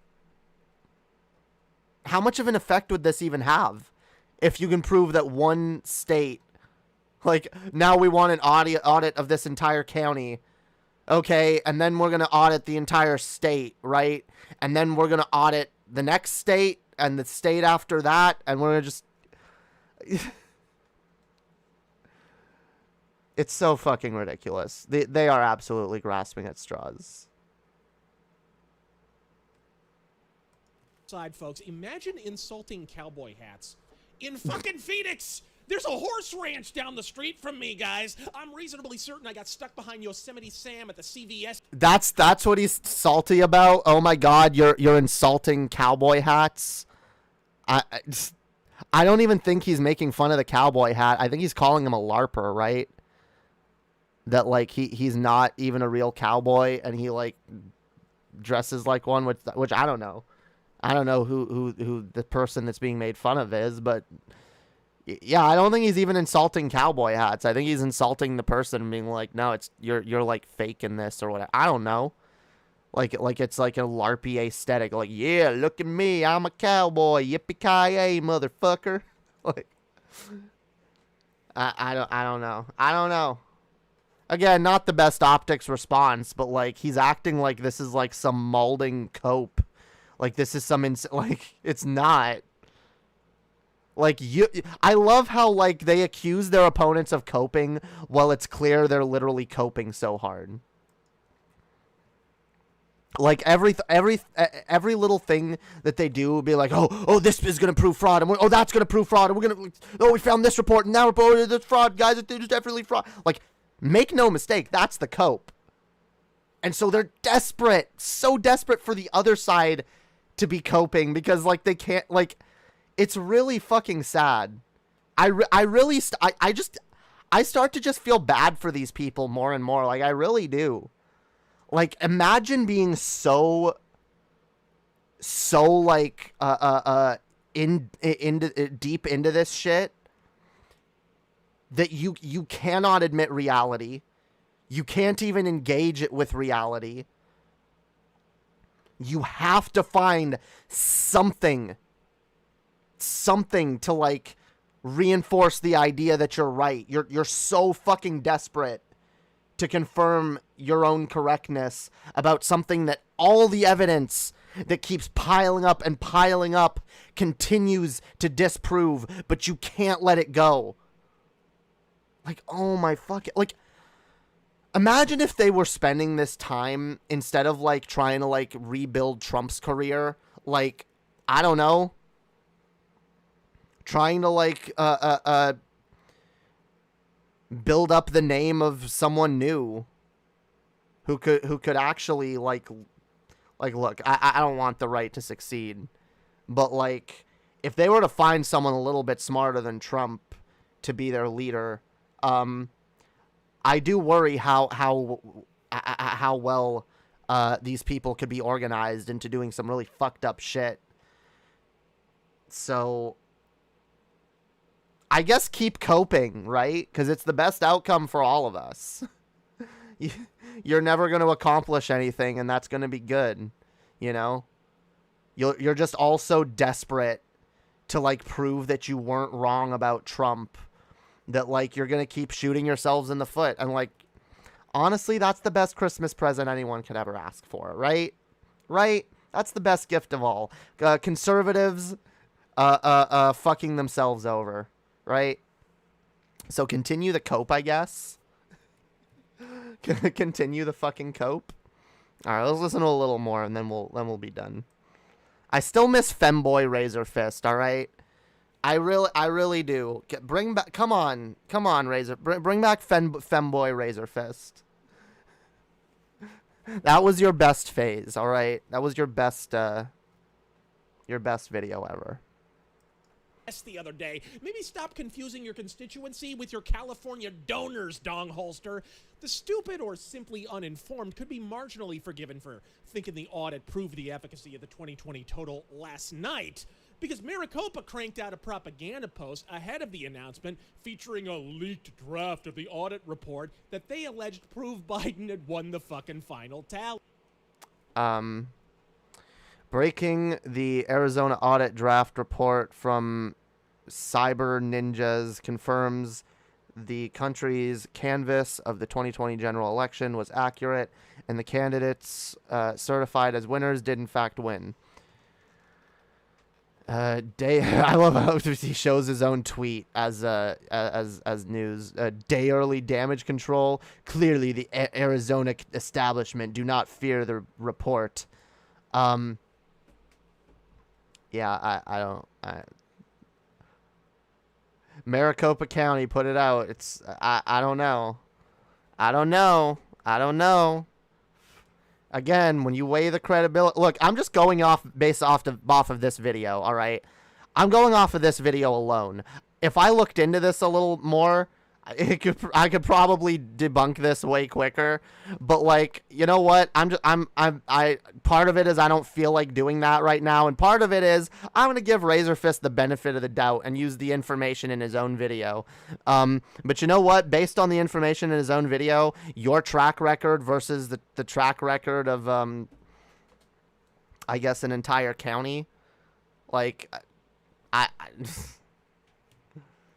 I don't know. One which the mainstream media then predictably ran with. The catch?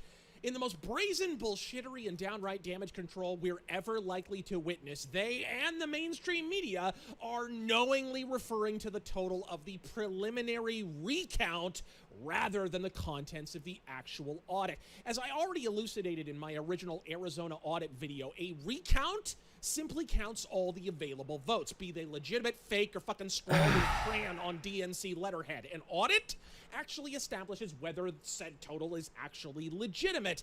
And when the audit report itself emerged less than 24 hours later, it was obvious why Maricopa County tried to head us all off at the propaganda pass. In an election where the two candidates were separated by scarcely 10,000 votes, or less than a single fucking point, more than 50 fucking thousand invalid votes were itemized. 5 times what Biden won by. And that's in only one red county. If it's that bad in Republican-controlled Maricopa... Wait. So this is a red county, and they're trying, like... This is a county that didn't even go to Biden, and they're trying to prove... Oh my fucking god. Oh my fucking god. This is embarrassing, guys. They're so desperate that they're gonna try to prove that Biden did fraud in a county he lost? What? Guys, this proves it. This fucking proves it, guys. Trump won. Guys, Trump is the president, okay? Obviously he is. Guys, Biden cheated so bad that he still lost in certain counties, but he still won. That makes no fucking sense. It literally makes no goddamn fucking sense. None. Zero. There's no sense to be fucking made here. Oh my fucking god. Oh my fucking god.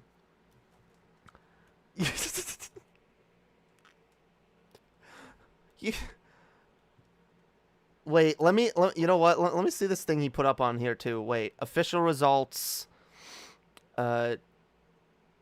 Audit. Official canvas has 3,432 more ballots cast than the list of people who show as having cast a vote.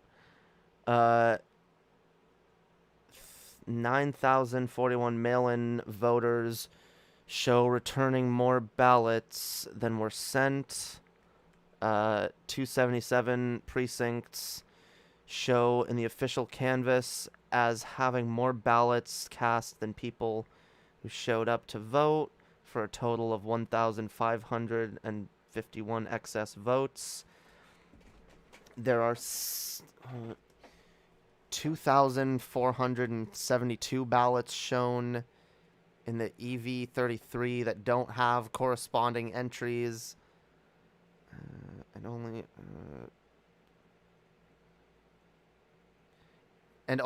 Wait,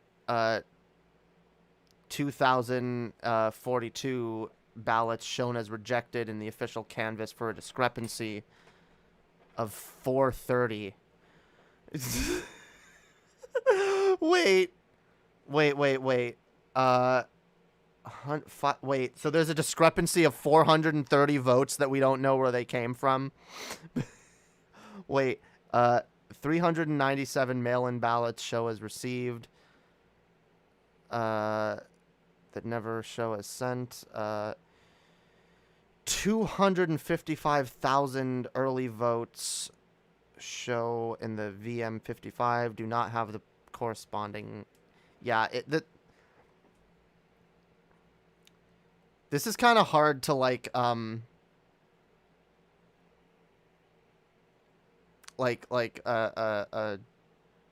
decipher, but it seems like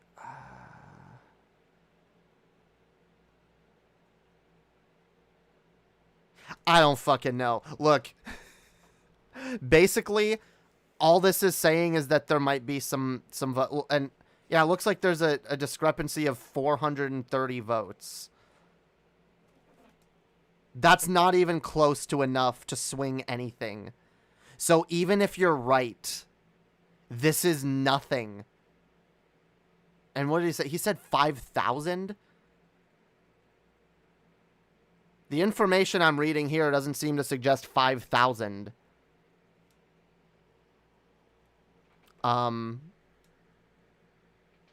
There might be 430. Yeah.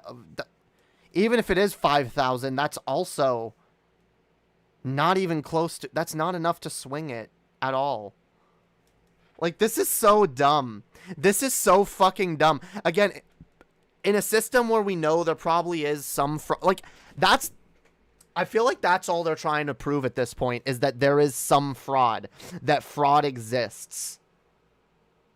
That guys, we were right. There's fraud. Someone did a fraud somewhere. Someone somewhere did a fraud, guys. We weren't lying. See, we figured it out. Like, okay, guys. You know what this is like? You know.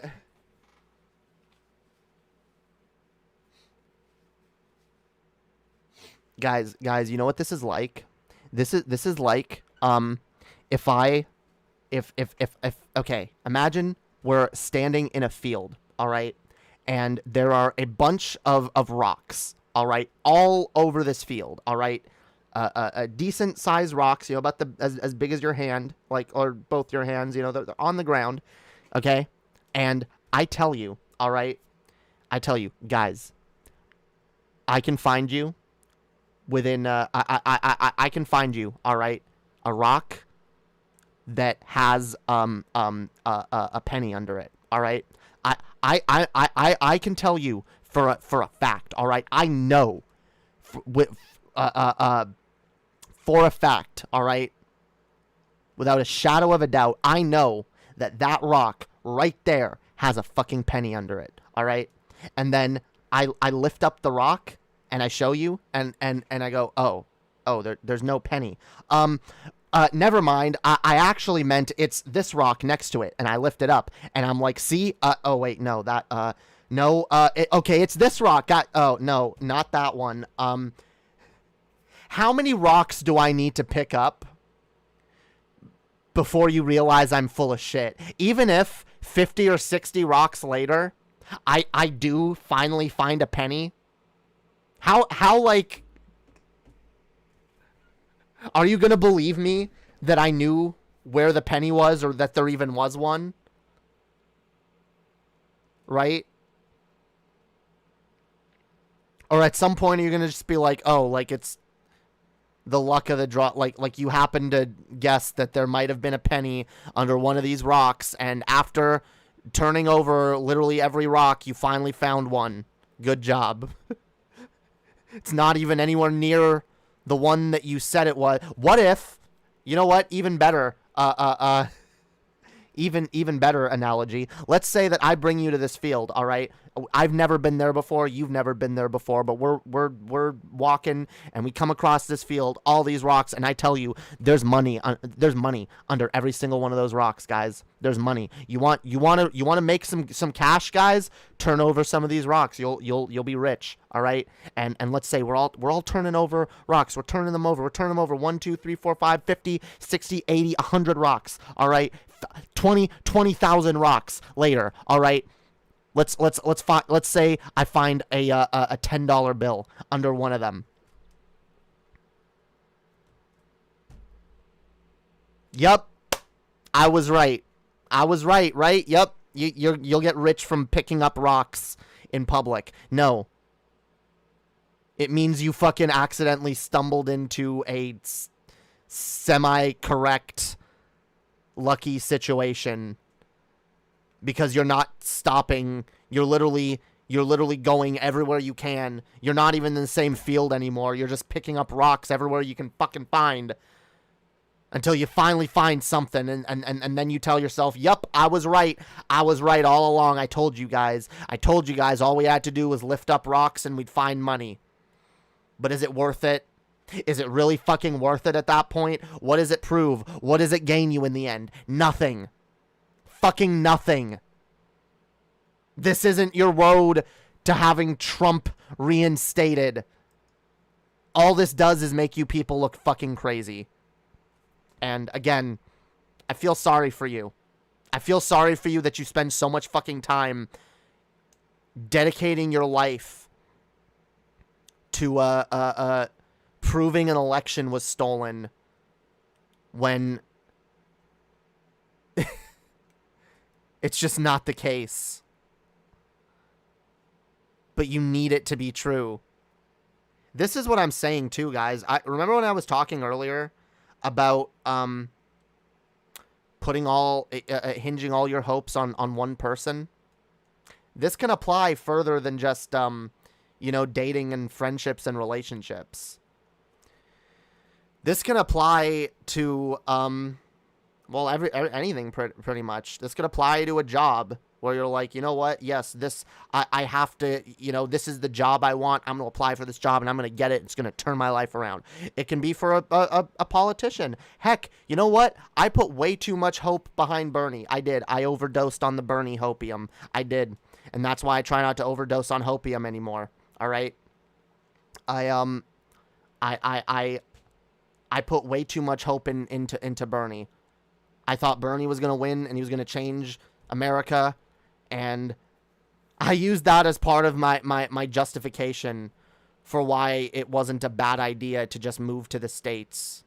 Literally, that's how delusional I was. And I put all my eggs in the Bernie basket, and then when Bernie didn't win, I, like many other people, had very brief thoughts of Robloxing myself. All right? Because that's what happens when you put all your hope in one place. This is something else I think we need to talk about more on this channel, guys. You gotta learn to diversify your hopium, all right? You need to find something to have hope in, but it can't just be one thing. We gotta diversify, okay? And a lot of these conservatives, they don't have much to hope for beyond Trump. And guys, let me be clear. A lot of these people gave up, and it's a sunk cost fallacy, all right? And it's what I was doing when I was telling myself that I was making good decisions, even though I wasn't. I tried to find any way to justify those decisions being good because I couldn't cope with the idea that I had made the wrong decision and that I had hinged so much on bad decisions. And a lot of these people, guys, a lot of these Trump supporters, they've lost friends. A lot of content creators, they've lost fans, they've lost relationships with fellow content creators, they've been canceled, people have lost their jobs. People have, They've lost their families. They've lost communities because they had to sink everything into Trump. And now they've sunk so much into Trump. They've ruined relationships over it. They've ruined their fucking public perception. And so they have to be right. That's the only thing that can justify it at the end of the day. Is that if they're right, if they were right all along about Trump, and these liberal idiots, I got you. You were wrong. I was right. You were wrong. They need it to be true. They're desperate for it to be true. But it's not. And so at the end of the day, I can't help but feel sad for people like Razor Fist. I really do. Like, I feel bad for him. I wish he had something else in his life that, like, was more important to him than Donald Trump. You know? I wish he didn't put all his eggs in that basket. I wish he had something else that could soften the blow of the president he wanted not being elected. That's the thing. I got really depressed about Bernie, but I put most of my eggs in his basket, not all of them. And I still had other shit when Bernie didn't work out. I had other shit in my life to rely on, other things to be hopeful about. And so it was tough. It sucked, Bernie losing. A lot of things suck. But you get over it. And you find other reasons to live your life and be happy.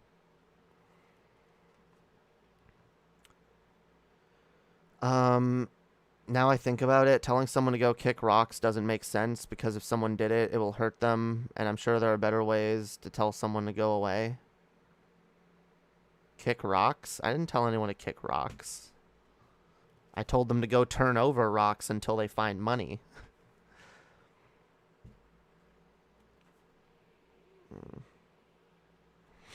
Moral of the story, politics divide? No. Moral of the story, diversify your hopium. Alright?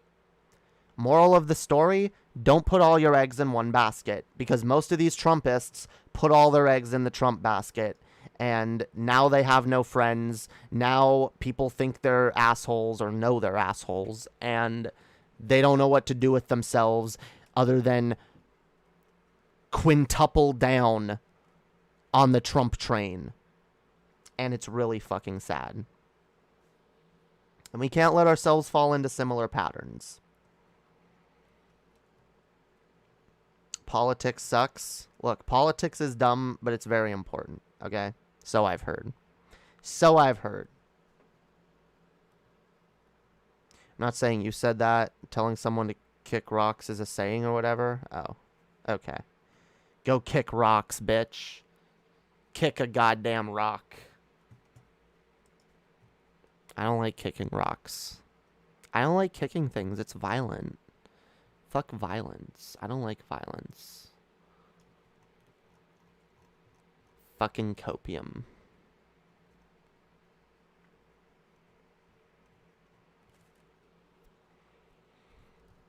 Jamie say gum dum dum.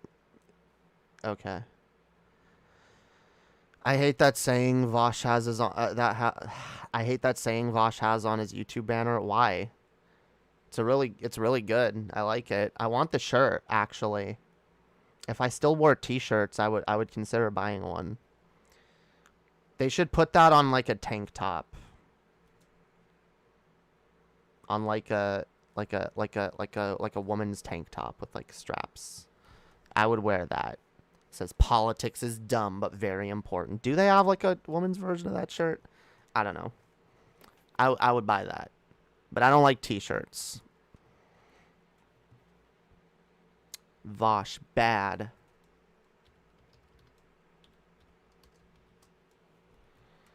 Vosh bad. Vosh bad. I know, guys. I know. Vosh terrible.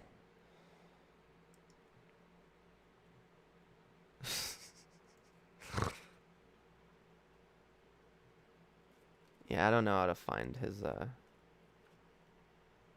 Actually, yeah, why can't I find his shirts? I want to buy the shirt. Well, I don't, but I want to look at it. Fucking piece of shit, Vosh. No. Fuck people who don't, like, make it easy to find their channel links and stuff.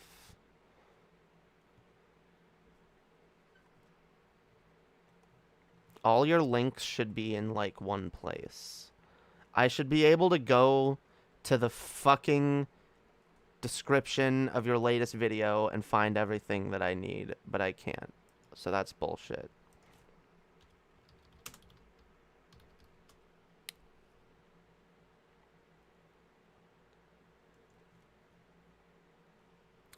Politics is dumb. Anyway, my point is I would wear the shirt, so fuck you. You're wrong. You're wrong. Amazing. Amazing. Alright. Seems like there's a bunch of, like, unofficial Vosh shirts that can be bought. I want the politics is dumb shirt. Oh, there. Okay. Yeah, see, they don't have... Fuck t-shirts. Alright. T-shirts are very hetero. Alright. T-shirts are too fucking hetero. A video recently blew up called Vosh is unironically evil. Oh, God.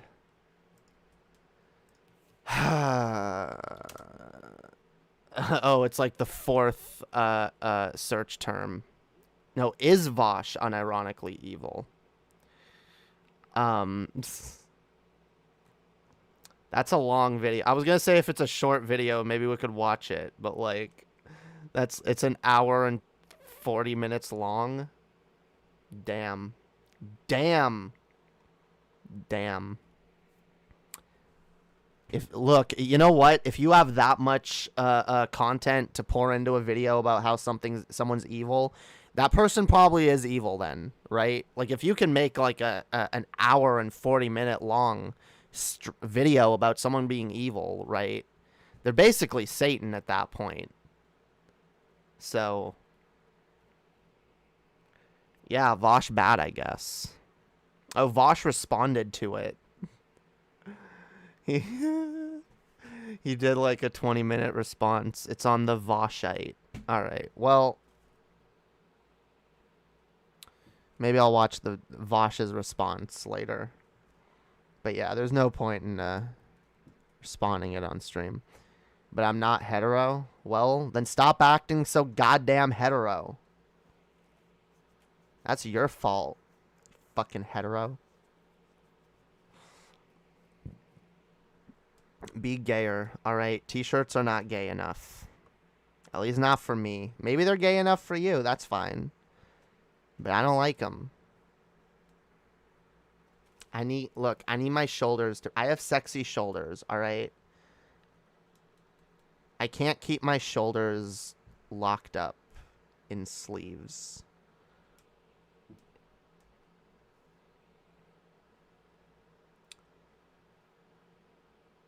Culturally hetero.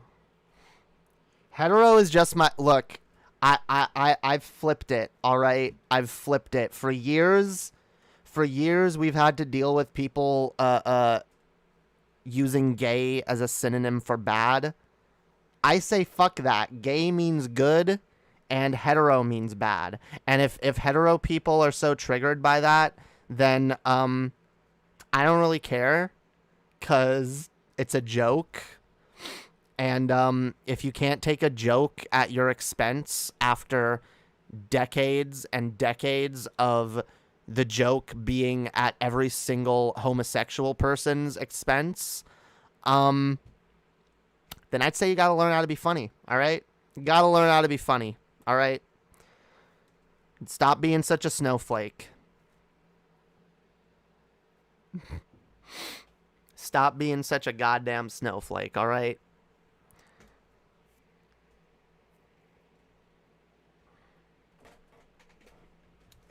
You're not oppressed, at least not for being straight. Look, if people were unironically oppressed in our culture for being straight, I would have a problem with using that kind of language in that way. But, like, literally nothing could be further from the truth. And they want you to think that they're fucking discriminated because lesbians exist and are taking women away from men, and trans women also exist and are poisoning the dating pool with penises, so we can't tell which women are sexually attracted to us. And it's so, yeah, whatever. Cry me a goddamn river, all right? Fuck your hetero ass. Stop being such a crybaby. You'll there's plenty of fucking trad women out there that'll fuck you. And if there's not, then maybe stop looking for trad women, because I don't know. Most women want to be like people. Believe it or not.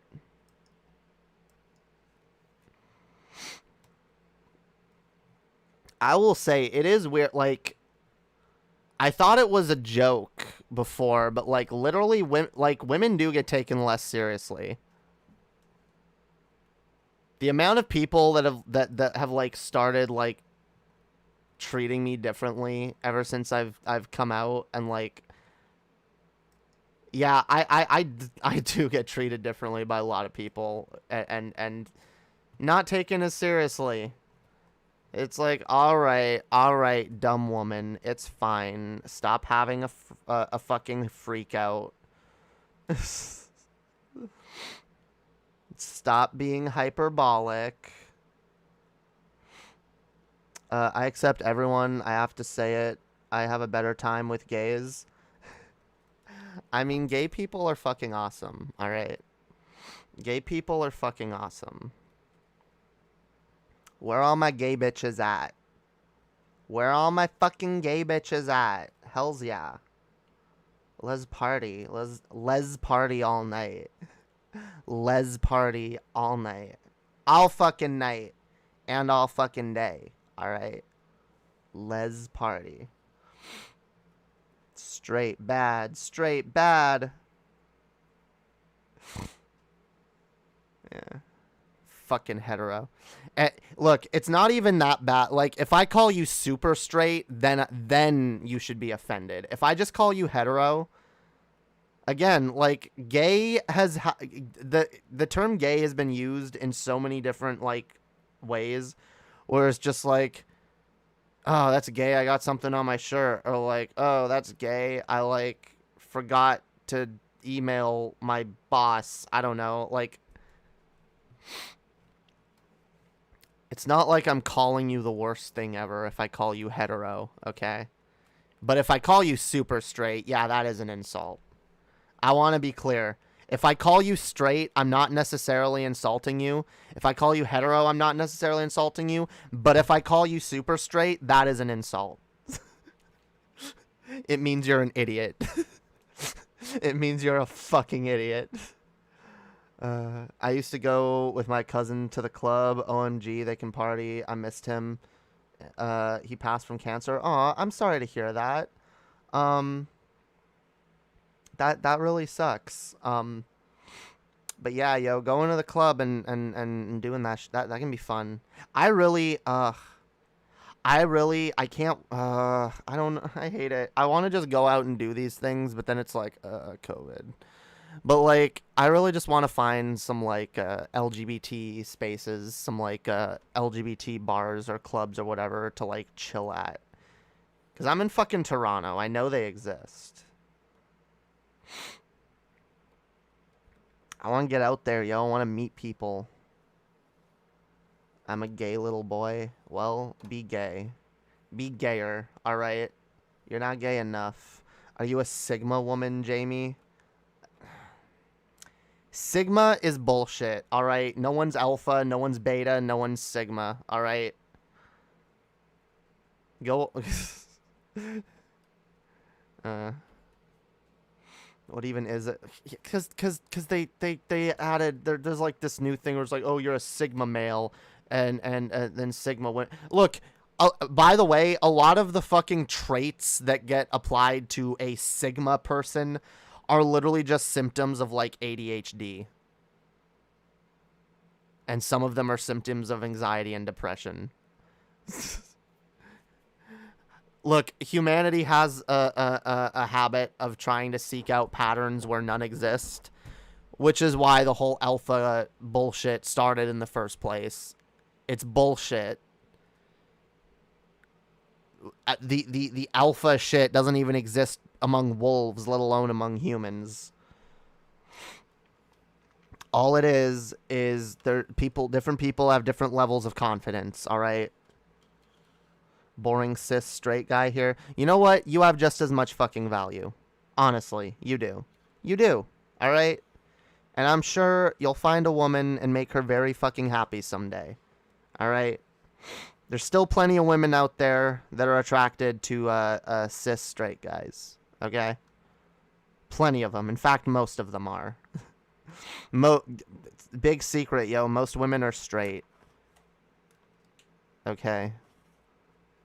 Or at least bi. So, there's plenty of fish out there. All right.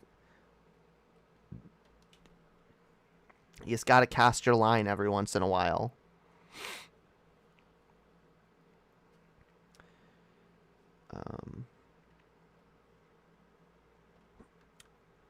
I am the only Theta Stacy. Damn. Theta.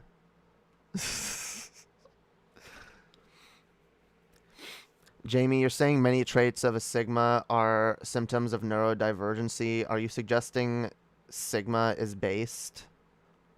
What? No. I'm suggesting Sigma is again a way of people finding patterns where there are none, or misattributing patterns to something that they're not a part of.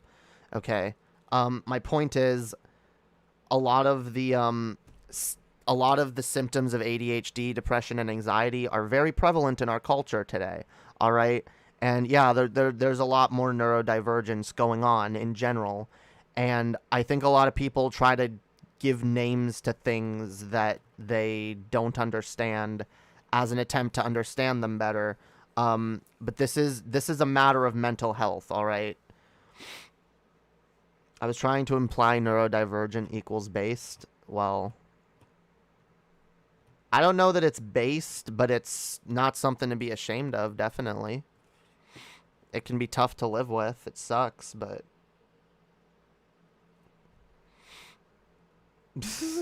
I hope a religious person didn't say they're in a better place when they passed.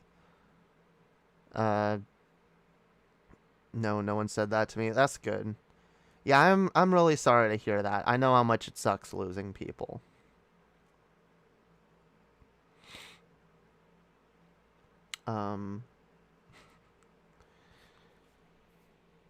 It sucks. Now I will be fighting the battle. Now I will be fighting the battle. I was diagnosed with cancer in August, stage 3. Damn, I'm really sorry to hear that, yo. I really am. I know cancer can be really fucking tough. I hope you pull through. I hope you yeah, that the battle goes well. I know how tough it can be.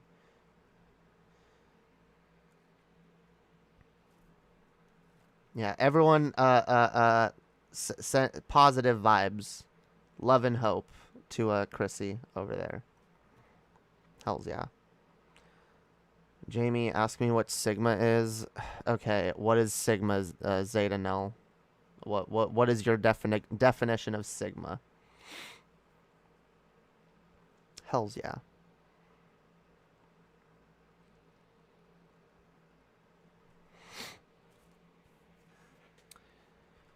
Sigma baby in the trash. What? Sigma baby in the trash? I don't get the joke. I'm sorry. I'm sorry, I just don't. I don't get it. Bad joke? Nah. Bad joke. I know. God damn it. Works better with stigma. Stigma baby in the trash. Yeah, it does. That was horrible. That was boo. Boo. Boo. We're trying to have a moment here and you're like talking you're making bad jokes. It's fine. It's fine. You can get better. I know you can. Just keep trying to be funny, all right? Don't ever let someone telling you your joke is bad be a reason to stop you trying to be funny, all right? Keep doing it. Just take the criticism. Learn to learn to take constructive criticism and feedback and shit. And work on it. Work on your craft. Always work on your craft. Try to be bettering yourself. What's up, dog? Oh, shit. Ah, you got me. Yeah, no, I the what's up, dog meme. Shawshank Redemption is based. Kind of.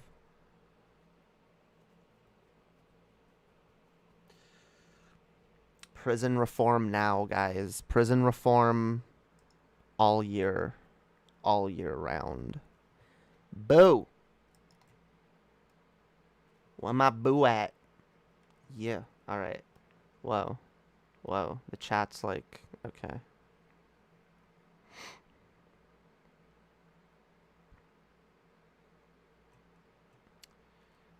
Do you go live often? Yeah, pretty often. I stream like, I'm usually live on Tuesday nights and Thursday nights.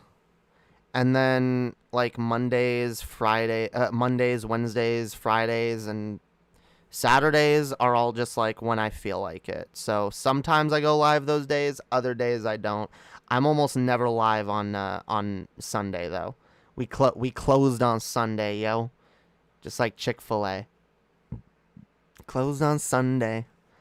You my Chick-fil-A. Oh my god, I can't. That song is so bad. Fuck Kanye. Why did Kanye have to go and start sucking?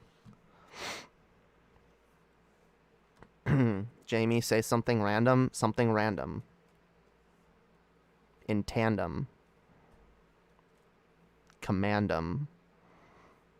Words that aren't words. I don't know. Prison reform yesterday. Yeah. What do you think using votes? What do you think of using votes of those who are dead? To me, it's wrong on so many levels. Yeah, it is wrong. It also doesn't happen all that much. But I mean, yeah, I don't know.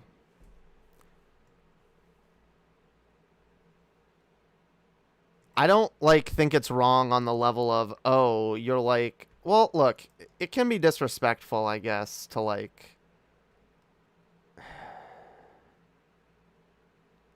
it's disrespectful to dishonor the dead, I guess. But at the same time, they're also dead. It's not like they care. So I'm of two minds of it there. I feel like it's better to honor the dead and, in order to honor the people that are living, out of respect to their living relatives. But, in a vacuum, okay, there's one thing, and this is from an episode of Doctor Who that I actually really don't enjoy all that much. Series 1, Episode 3, The Unquiet Dead. There's a point where, there's these aliens and they want to use human bodies, the bodies of dead humans as a thing to live in. They're like a gaseous species, so they can inhabit human bodies that are already dead, and they can use them as a vehicle to keep moving and keep surviving. And the Doctor wants to allow these aliens to do this, but Rose is like, "Oh, you can't do that. These are dead people. It's wrong." And he's like, "Why? Why is it wrong? It's recycling. Their bodies, they're dead. They don't need their bodies anymore. These alien creatures do. Why not? Why not recycle? So, like, on one level, like, I see it like that, where it's like, I see it from that perspective, where it's like, I don't think, like, I don't hold this weight to, like, death as if it's like, oh, like, you're dead now, so we have to, like, give you all the respect, and we can't, I don't know. Like, again, I think it's down to, like, the loved ones. Like, don't defile the body of a corpse, not because it's dishonorable to the corpse, but because it's fucked up to those who are left behind, right?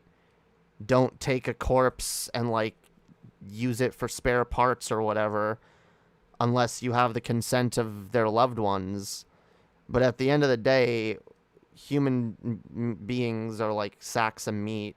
I don't know, because the thing, and I guess I should have said this, the thing I was kind of comparing it to, because you said using the votes of dead people. I was like, well, I can think of circumstances where, like, what if, like, someone is like a refugee, and they, like, tried to come to America illegally, but they can't get citizenship, so they use the identity of a dead person as their identity. Like, I would view that as morally permissible, because the person needs an identity, and this person wasn't using it anymore. Is it a little disrespectful? Yes. I don't know. It's a weird area. It's a really weird area. 'Cause, like, on the other hand of it, like, I view human life as being extremely valuable. You know? Like, there's nothing... I don't think there's anything in life more valuable than human life. There's nothing on this planet. And should we honor the lives of those that we've lost? Yeah. And we should be respectful to them. So I guess I agree with you. I guess that's my roundabout way of saying I agree with you. It is disrespectful to use the vote of a dead person. Even if you were trying to use it to do good, which I guess electing a Democrat isn't exactly much of a way to do much good.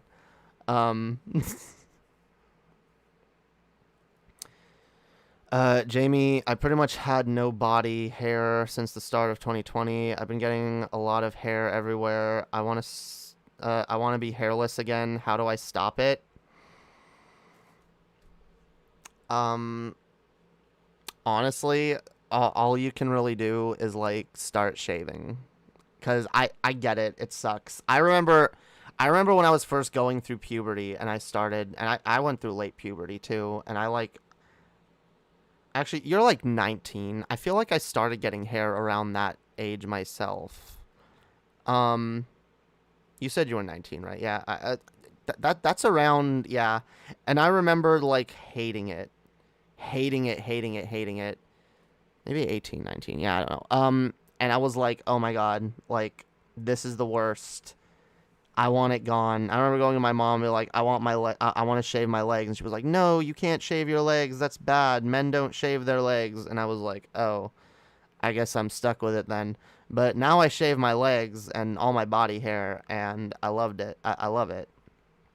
And I don't plan to ever be hairy again. And I want to get laser hair removal one day, maybe, if I can ever afford it. Because I don't like shaving. So pretty much all you, like, you have a lot of shaving to look forward to if that's the route you want to go. Which isn't the worst thing in the world, but use Nair. I've never used that before. I've heard of it. But yeah, body hair is the worst. I hate it. I worked and will have worked hard on my body. I'd rather it wasn't so disrespected. I agree. I agree. I want my body, like, encased in a golden shrine, okay? And I want a tribe of, indigenous people on an island to, like, worship me as a god. Like, I want to be worshipped on, like, an uncharted island as a god figure, alright? I will have my own version of Coconut Island. It'll be Hopium Island. And it'll just be named after me. It won't be colonized, so the people there will be free to live their existence. But they will also worship me as a god. They will worship me as a god of their own volition, alright? They'll be introduced to my videos and music and streams and shit, and I will help form their society. It'll be beautiful. Hells yeah.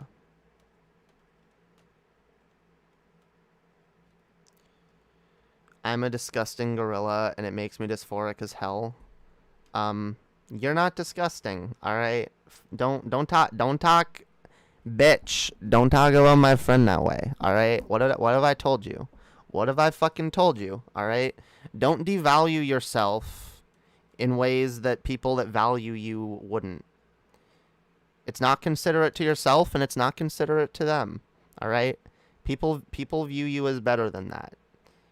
Why would you view yourself that way? Don't do that. Nair is based. Well, I guess I gotta check it out. Is that the... Wait.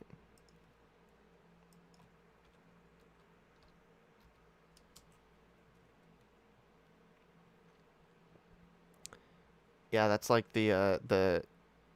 I've heard of that. It's like razorless shaving cream that you like can put on your legs and shit, and like the hair just goes away. That sounds based. Late puberty gang? Wait, when do normal people get body hair?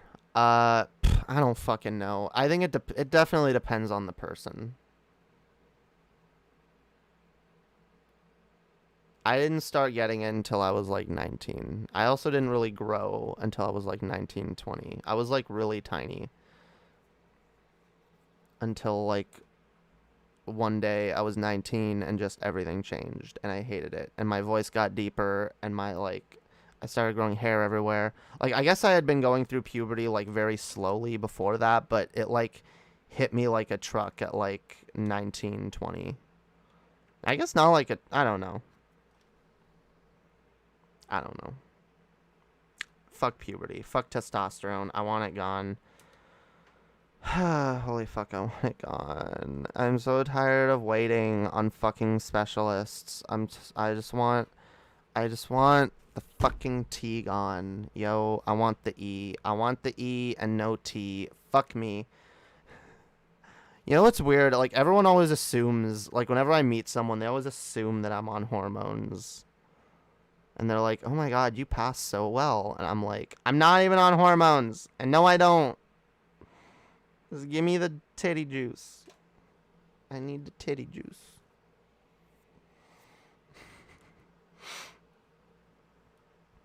God damn it. Yeah, fuck doctors, yo.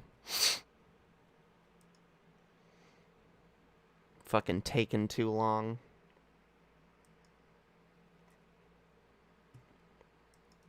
That's Canada for you.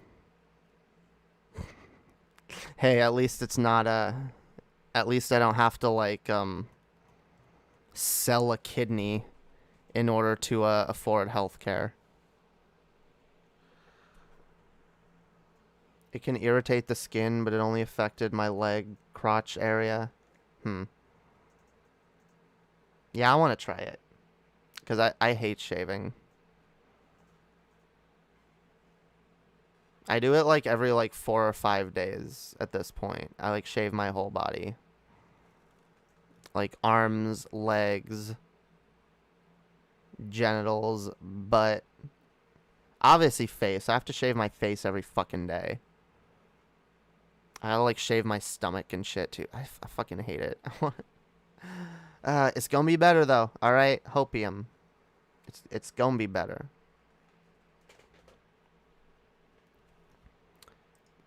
It's gonna get better in ways. Maybe not everything, but it's just gonna be better.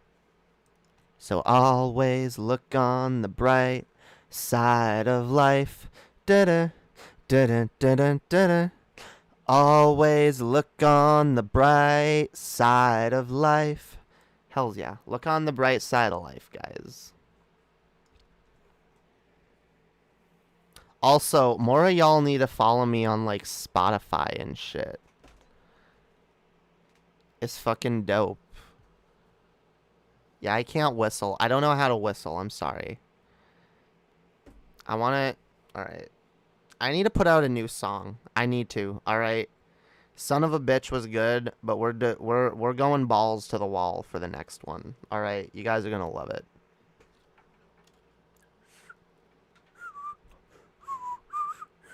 Yeah, that's... I can only whistle by, like... inhaling air. I can't even do it. I don't know how to whistle. I've never known how to whistle. I suck at whistling. I hate it. I used to not know how to snap. Now I can at least snap. But only with this hand. I can't snap with these. Like, it doesn't work. I can snap with this hand though. With my right hand. My left hand does not know how to fucking snap. Yeah. Fucking weird shit. Always look on the bright side of life. By the way, alright. I'm probably going to wrap this up here shortly.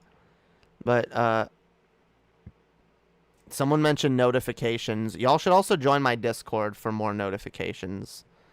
Because my Discord notifications are better.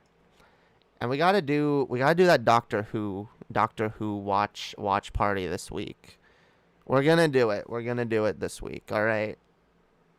I don't know what day, but we're gonna do it. In Discord, we're gonna introduce Annie to Doctor Who. We're gonna Who-pill Annie.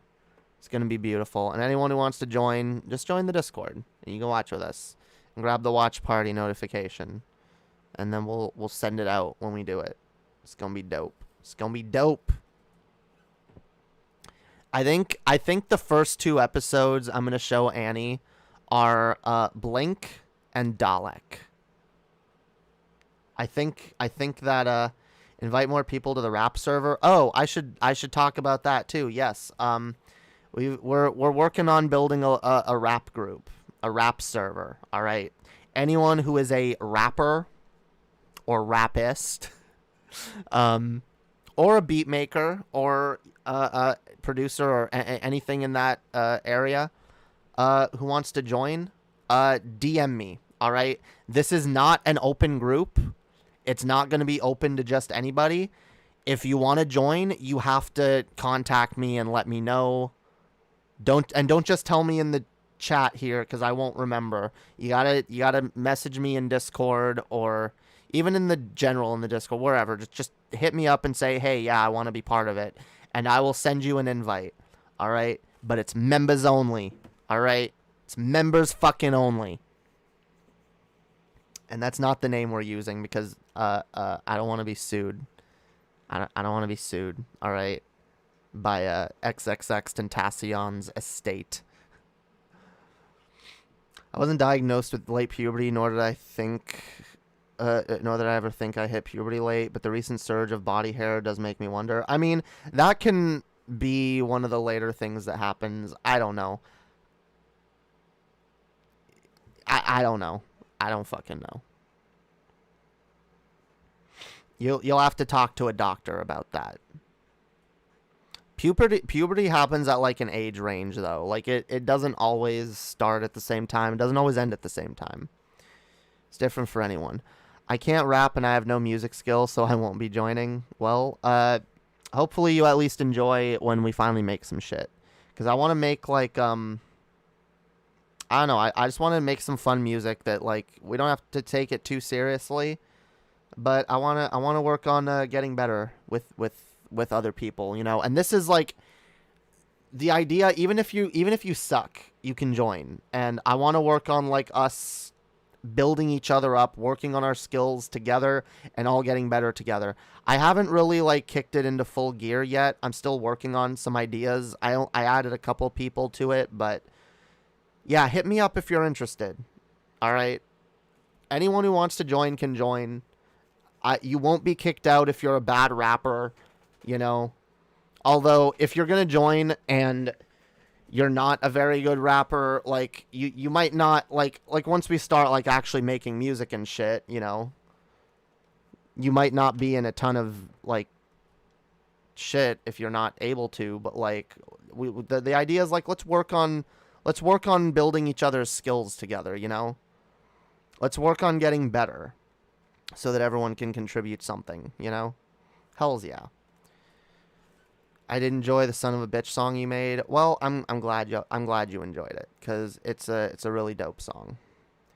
I was not diagnosed with, well, was I diagnosed with late puberty? It's not really much of a diagnosis. It just kind of happens. I know I had puberty late cuz I was like very malnourished when I was a kid. Late puberty honestly is not the biggest. It's not the end of the world. It's not a huge deal, all right? Like I said, everyone grows at their own rate, okay?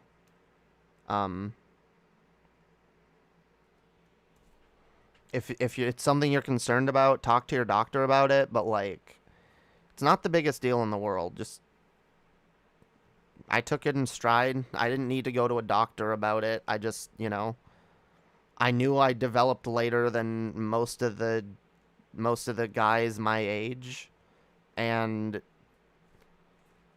it sucked in some ways, but in other ways, I don't know.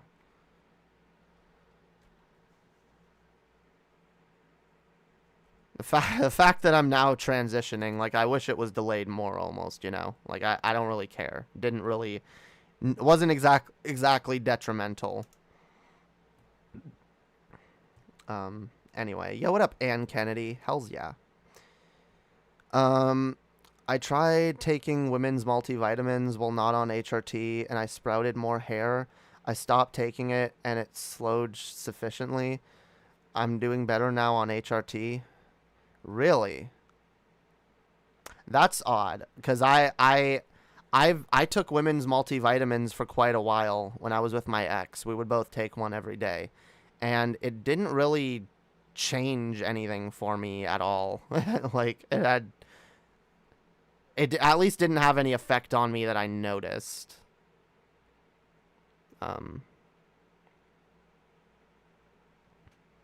Multivitamins are more, like, they usually have an effect that you can't really see.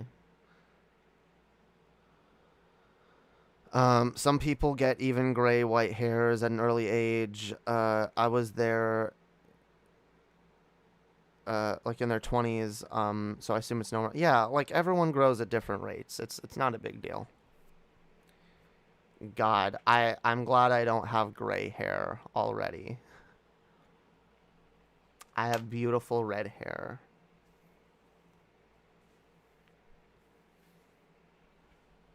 Which I'm gonna be dyeing it again soon. Hopefully it turns out how I want.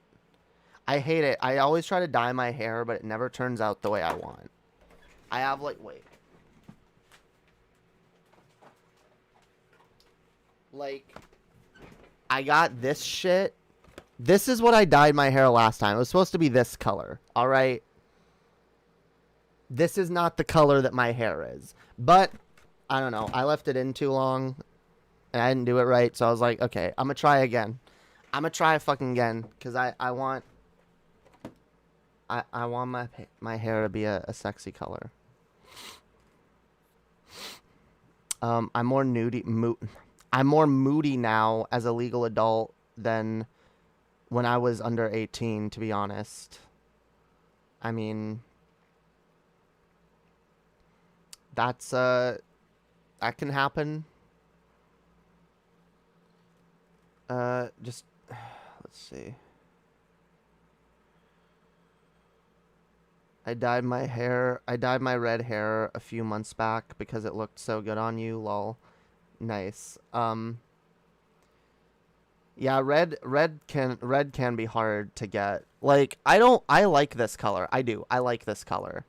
But like I really like this color, and I'm like, I want it. I want like the amethyst.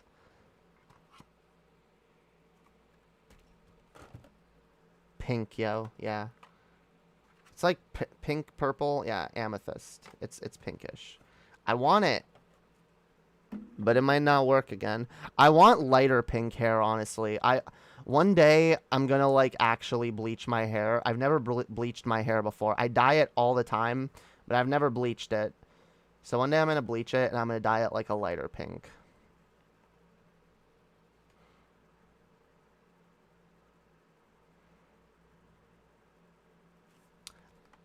Like, it says it should work, like with the color that my hair is. I shouldn't have to bleach it. I've never bleached my hair before. I used to have beautiful white hair. It sucked because the hair was crispy and dead. Now I've converted to black hair, gang. Hell yeah. I don't think I'm gonna dye my hair black ever again. Maybe one day. I don't know. I like it being a lighter color, honestly. I've always kind of been curious how I would look blonde. But everyone around me has always told me that I'd probably look really shitty as a blonde. And I don't know. I don't know. I'm curious. I'm curious how I would look. Not curious enough to go through with it though. Cuz what if everyone's right and it would be bad? I don't know. I don't know.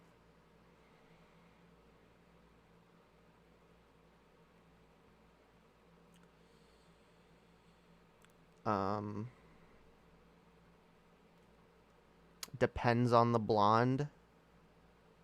Yeah, that's probably true. I don't know. I don't know. Part of me wants to like bleach it, dye it blonde, and then see how that looks for like a week, and then if it doesn't work, then like dye it red again. But like a lighter red. Because then I could get away with a lighter red. Because, like, this looks good on camera, which is ironic, because, like, my face and, like, my makeup doesn't look good on camera. But, like, this looks better. Like, my hair looks better in the camera than it does in the mirror. And my face looks better in the mirror than it does on the camera. I don't really know how that works, but... Because, yeah, to the naked eye, without lighting, like, my hair looks more brown, which is really boring. When did you first dye your hair? I dyed mine when I was 11. I first dyed my hair when I was, like, 16.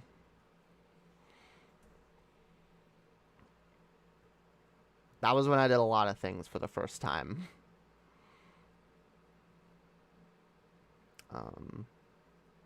My hair is blonde right now, and I had to get it bleached since my hair color before that is brown, like not too light and not too dark. Yeah. I probably do have to bleach my hair if I want it lighter. Dirty blonde is probably what I would go with. I wouldn't go with like a super light blonde. I would go a little dark with it. My natural hair color is dishwashy blonde. I've done lots of colors, but colored darker, like a light brown, because I was tired of keeping up roots. Yeah, roots is the annoying thing. That's the weird thing. Like, you almost wouldn't notice that, like, my roots look red, don't they? Like, everything looks red. But, like, my roots should be brown. Actually, I almost wonder if, like, I've just dyed my hair red so many times that that's just the color it comes out. Show us your eye color? My eye color. My eye, yo. The eye. My eye colors actually change, so... Right now, I don't know what color they are. I don't fucking know. I don't fucking know, yo. I don't know. Sometimes they're brown, sometimes they're green, sometimes they're blue.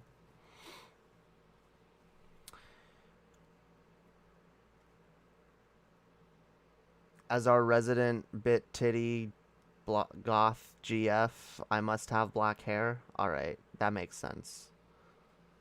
You're the goth bitch around here.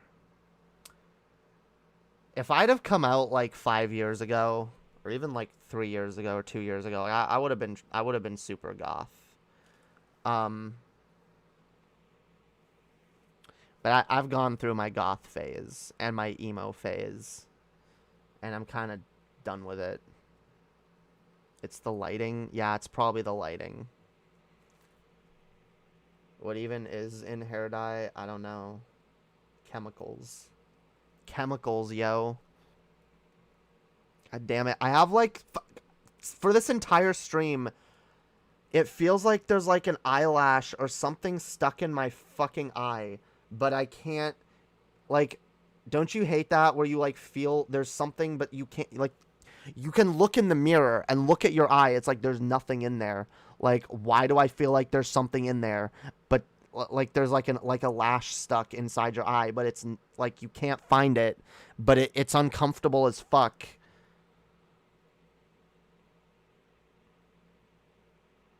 I went through an emo phase too before I decided goth was way less cringe. Whoa. Whoa. Fuck you. Are we gonna have to go to blows on this? Alright. Fucking,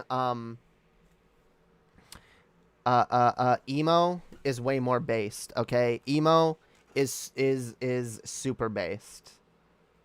Dry eye grittiness, maybe. It feels wet though, not dry.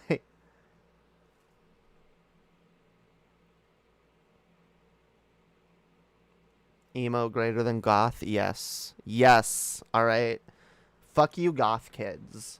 Goth kids are lame. Emo kids forever. Nah, emo kid supremacy. Emo music slaps, though. It does. I also feel like emo music is a wider genre. Because, like, a lot of shit can fall into emo. Like, I've always maintained, for example, that, like, a lot of Eminem's early work was very emo. Most of Manson's work is pretty emo. A lot of Nirvana is pretty emo too. Not all of it. Again, a lot of the earlier stuff. And then there's like emo rap, which became a thing more recently. Like again, a lot of like XXX Tentacion's earlier shit. Very emo. Very fucking emo. I did a school presentation on the emo subculture. Yeah, I did too, although mine was probably cringier. We actually watched my if y'all want to see that, was it my last patron show? It was either my latest patron show or the one before that. We watched I think it was, yeah, my latest one, because we got into my old channel, and we watched my presentation called The Emo Kid. And this was a monologue that I gave in like drama class. And then I put it on YouTube. And oh my fucking god, it fucking, oh my god, it was so cringe. Guys, if you want to see the cringe, go become a patron and watch my last patron stream. I was such a cringy little 16-year-old. So edgy. So fucking edgy. Try not to cut yourself on all the edge, though, because there's a lot of edge.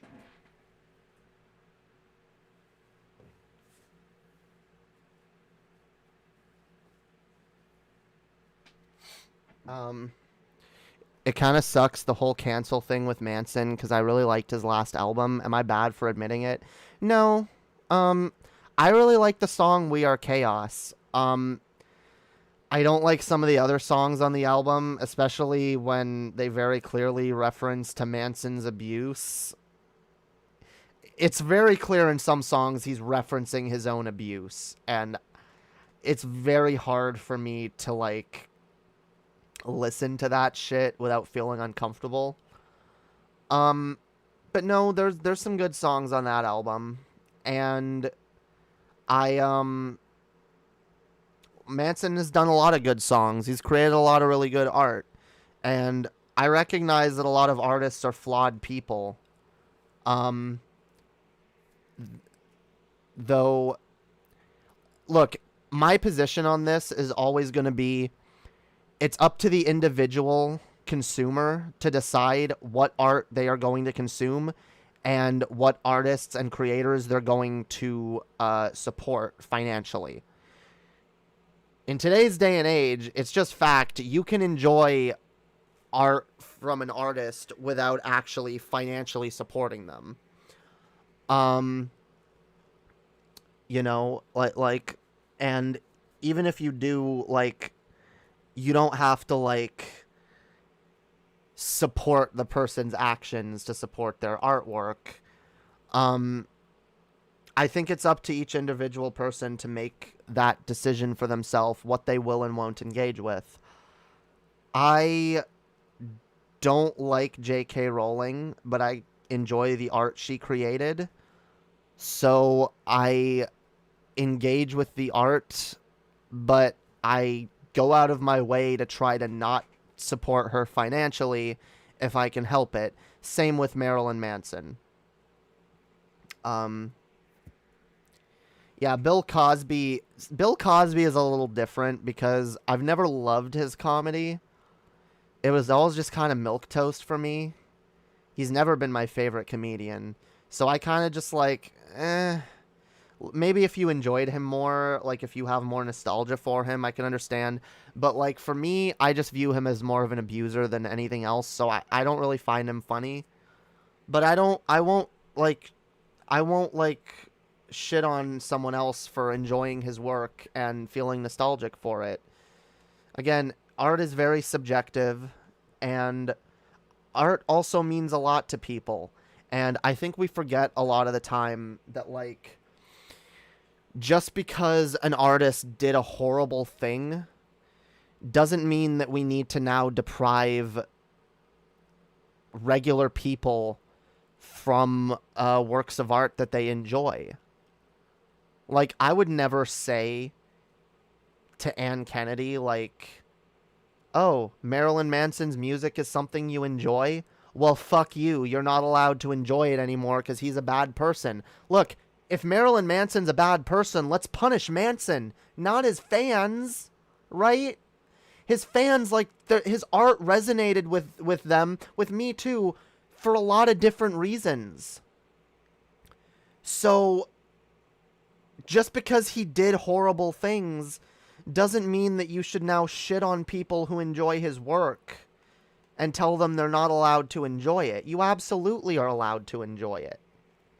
You know, now, if you're going to go to the point of, like, defending the person, even when evidence points to them being guilty, then I might have something to say. But I'm never going to tell someone you can't enjoy art. And I constantly talk about art from artists that I don't support 100% of what they've done. I mean, X himself. X is my favorite fucking artist and has been for a long time. And probably will be for years to come. But X did bad things. He absolutely did. But you know what? He worked to grow and better himself from that. And so I view him as the person he was when he died, not the person that he was when he did those bad things. And, you know, I would give Manson credit too if he were like, you know what? I'm going to be honest about the shitty person I am, and I'm going to work to better myself. I would give him credit for that. But until he does that, no, I'm going to admonish him as a person. I'm going to impugn his behavior. But yeah, I still value his work. Yeah, nope. I enjoy the art, not so much any of their behaviors in real life, yeah. David Bowie was a statutory rapist, if you believe the accusations. I actually hadn't heard those accusations before, and that kind of sucks to hear too, because I've always enjoyed David Bowie very much.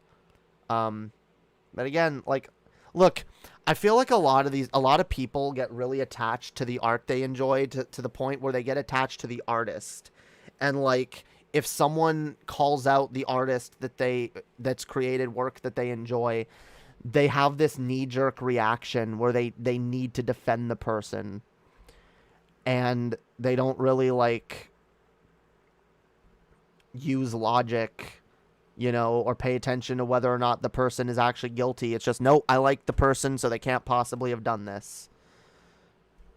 A lot of shitty people create a lot of good art. That doesn't mean they're not shitty people. That doesn't mean they shouldn't be held accountable for what they've done. But absolutely, I want to reform these people. I want them to be better. Best case scenario, people like Manson who have been accused of rape, they get rehabilitated. Because look, I want a rehabilitative justice culture, not the one that we have now, you know.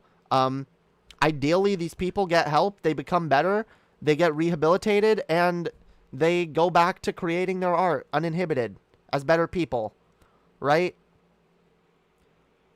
But that's not always going to happen, unfortunately. So, while I do absolutely advocate for people being held accountable for their wrongdoings, I don't believe in holding their fans accountable for enjoying their work. That's a really shitty precedent to set. Woody Allen made good movies. Not into him, but he was a successful artist. But damn, he was a pervy dude, as it turns out. Yeah. Woody Allen was really a total creep. Worshipping an artist and blindly defending them based on fandom is very bad territory. Yeah, I absolutely agree. Again, people need to learn to enjoy works of art without becoming, like, blindly attached to the creators. Because creators of art are people, just like the rest of us, and they're just as flawed as the rest of us, and sometimes more. So let's you know, let's recognize that. And, you know, like, I really do think, like, some people are just terrified of the optics of being into an artist that's in jail or that is, like, hated by society, you know? Which is funny coming from, like, the reactionary counterculture types that seem to, like, want to be, like, part of the counterculture, but then they're like, oh no, you're making this thing I enjoy a part of counterculture? No, fuck you, how dare you. Like, shouldn't Marilyn Manson fans be celebrating that Manson is being shoved back into the underground, back into the counterculture realm, and isn't, like, a part of mainstream celebrity anymore? Like, I don't know. Bunch of contrarian hipsters. Never happy with anything, yo. I don't know. But what if their art becomes shit after they get rehabilitated? I value people being the best version of themselves rather than creating art. Maybe the creation of their art was part of a time in their life, and maybe they're supposed to grow out of it. Maybe that's not what they're meant to do their entire fucking life. I don't know. Maybe Manson created the art that he needs to create, but he had to be a broken person to do that, and in order to become... Look, I want people to be better. I do. Even if it means them giving up their talent. True Manson Chad fans are celebrating. I should know because I'm one of them. Yeah. Well, I don't know about celebrating in all actuality, but, like, being at the very least, you shouldn't be complaining. Because, like, a lot of normies have gotten their hooks into Marilyn Manson of late. So, you know, fuck the normies, alright? The normies, we don't want the normies enjoying our shit anyway. Come on. Can I just randomly say that I love Ronnie Radke, Falling in Reverse, as a diverse and talented artist? I haven't listened to Falling in Reverse in a while, but they are pretty good. I do agree. Normies get out, Manson works better as a celebrity, seems appropriate to his anti-celebrity themes. I don't know. Manson's a complicated person. I wouldn't know where to start when it comes to, like, Manson being a better person. I don't know if, like, it's not impossible, but, like, it's a long road. One that I don't know if Manson himself is motivated enough to go down.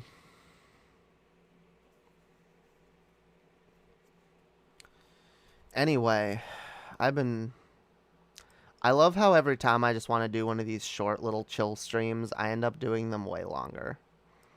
It's cool, though. I love chilling with y'all.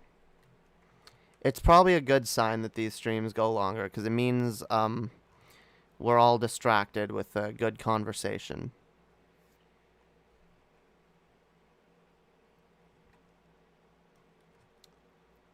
Hells yeah. But I can't stream all night. I don't know of any successful artist who has a spot free real life. Yeah, no, nobody does.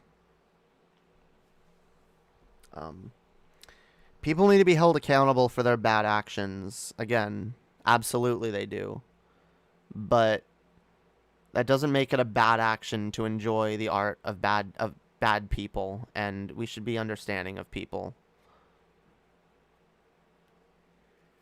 And realize the extremely therapeutic nature of art, and not try to deprive people of that. I think it's really cringe to, like, expect someone to give up their fandom, expect someone to give up a piece of art that resonates with them, that they enjoy. Absolutely not. I love your yawn. Thank you. I really enjoyed the stream. Thank you. I appreciate that. I'm glad. I'm glad y'all enjoy. I'm gonna probably head out. Yawn loudly into the mic? No, thank you. All right. Thanks for watching, y'all. Thanks for hanging out. Consider becoming patrons. Only $2 a month gets you access to all my previous private shows, including my series of Jamie versus Jay streams, where I go back and I roast the ever-loving shit out of my previous self. All right, those streams are a lot of fucking fun, and there's a whole bunch of them, all archived on the Patreon. Only $2. Consider going and checking that shit out. Also join my Discord, where y'all can hang out with me outside of these streams. We do voice chats every once in a while, and watch parties, both of which you can grab notifications for, as well as stream notifications, video notifications, and guest notifications, which all of that shit is way more reliable than YouTube. So go in there. You can also get all the pronoun roles and everything. Everything, all right? It's a dope Discord. Go join it. Yeah, consider following me on Twitter. All of that shit, all right? I also have a Reddit now, Lady Hopium Reddit. Feel free to join. You know what? Yes. Before we go, my last action in this stream, and I honestly don't know why I haven't done it sooner, is to wrench Ann Kennedy based, and you can feel free to use it because you are awesome. Hells yeah! Bow before Ann Kennedy. All right. Based chat member, based supporter, of this channel and donor and awesome fucking person. Where can I watch Jamie versus Darkay? Become a patron. Become a fucking patron. And there's like 7 or 8 different streams now where I do that. So hell yeah. Go join. Alright guys, I love y'all.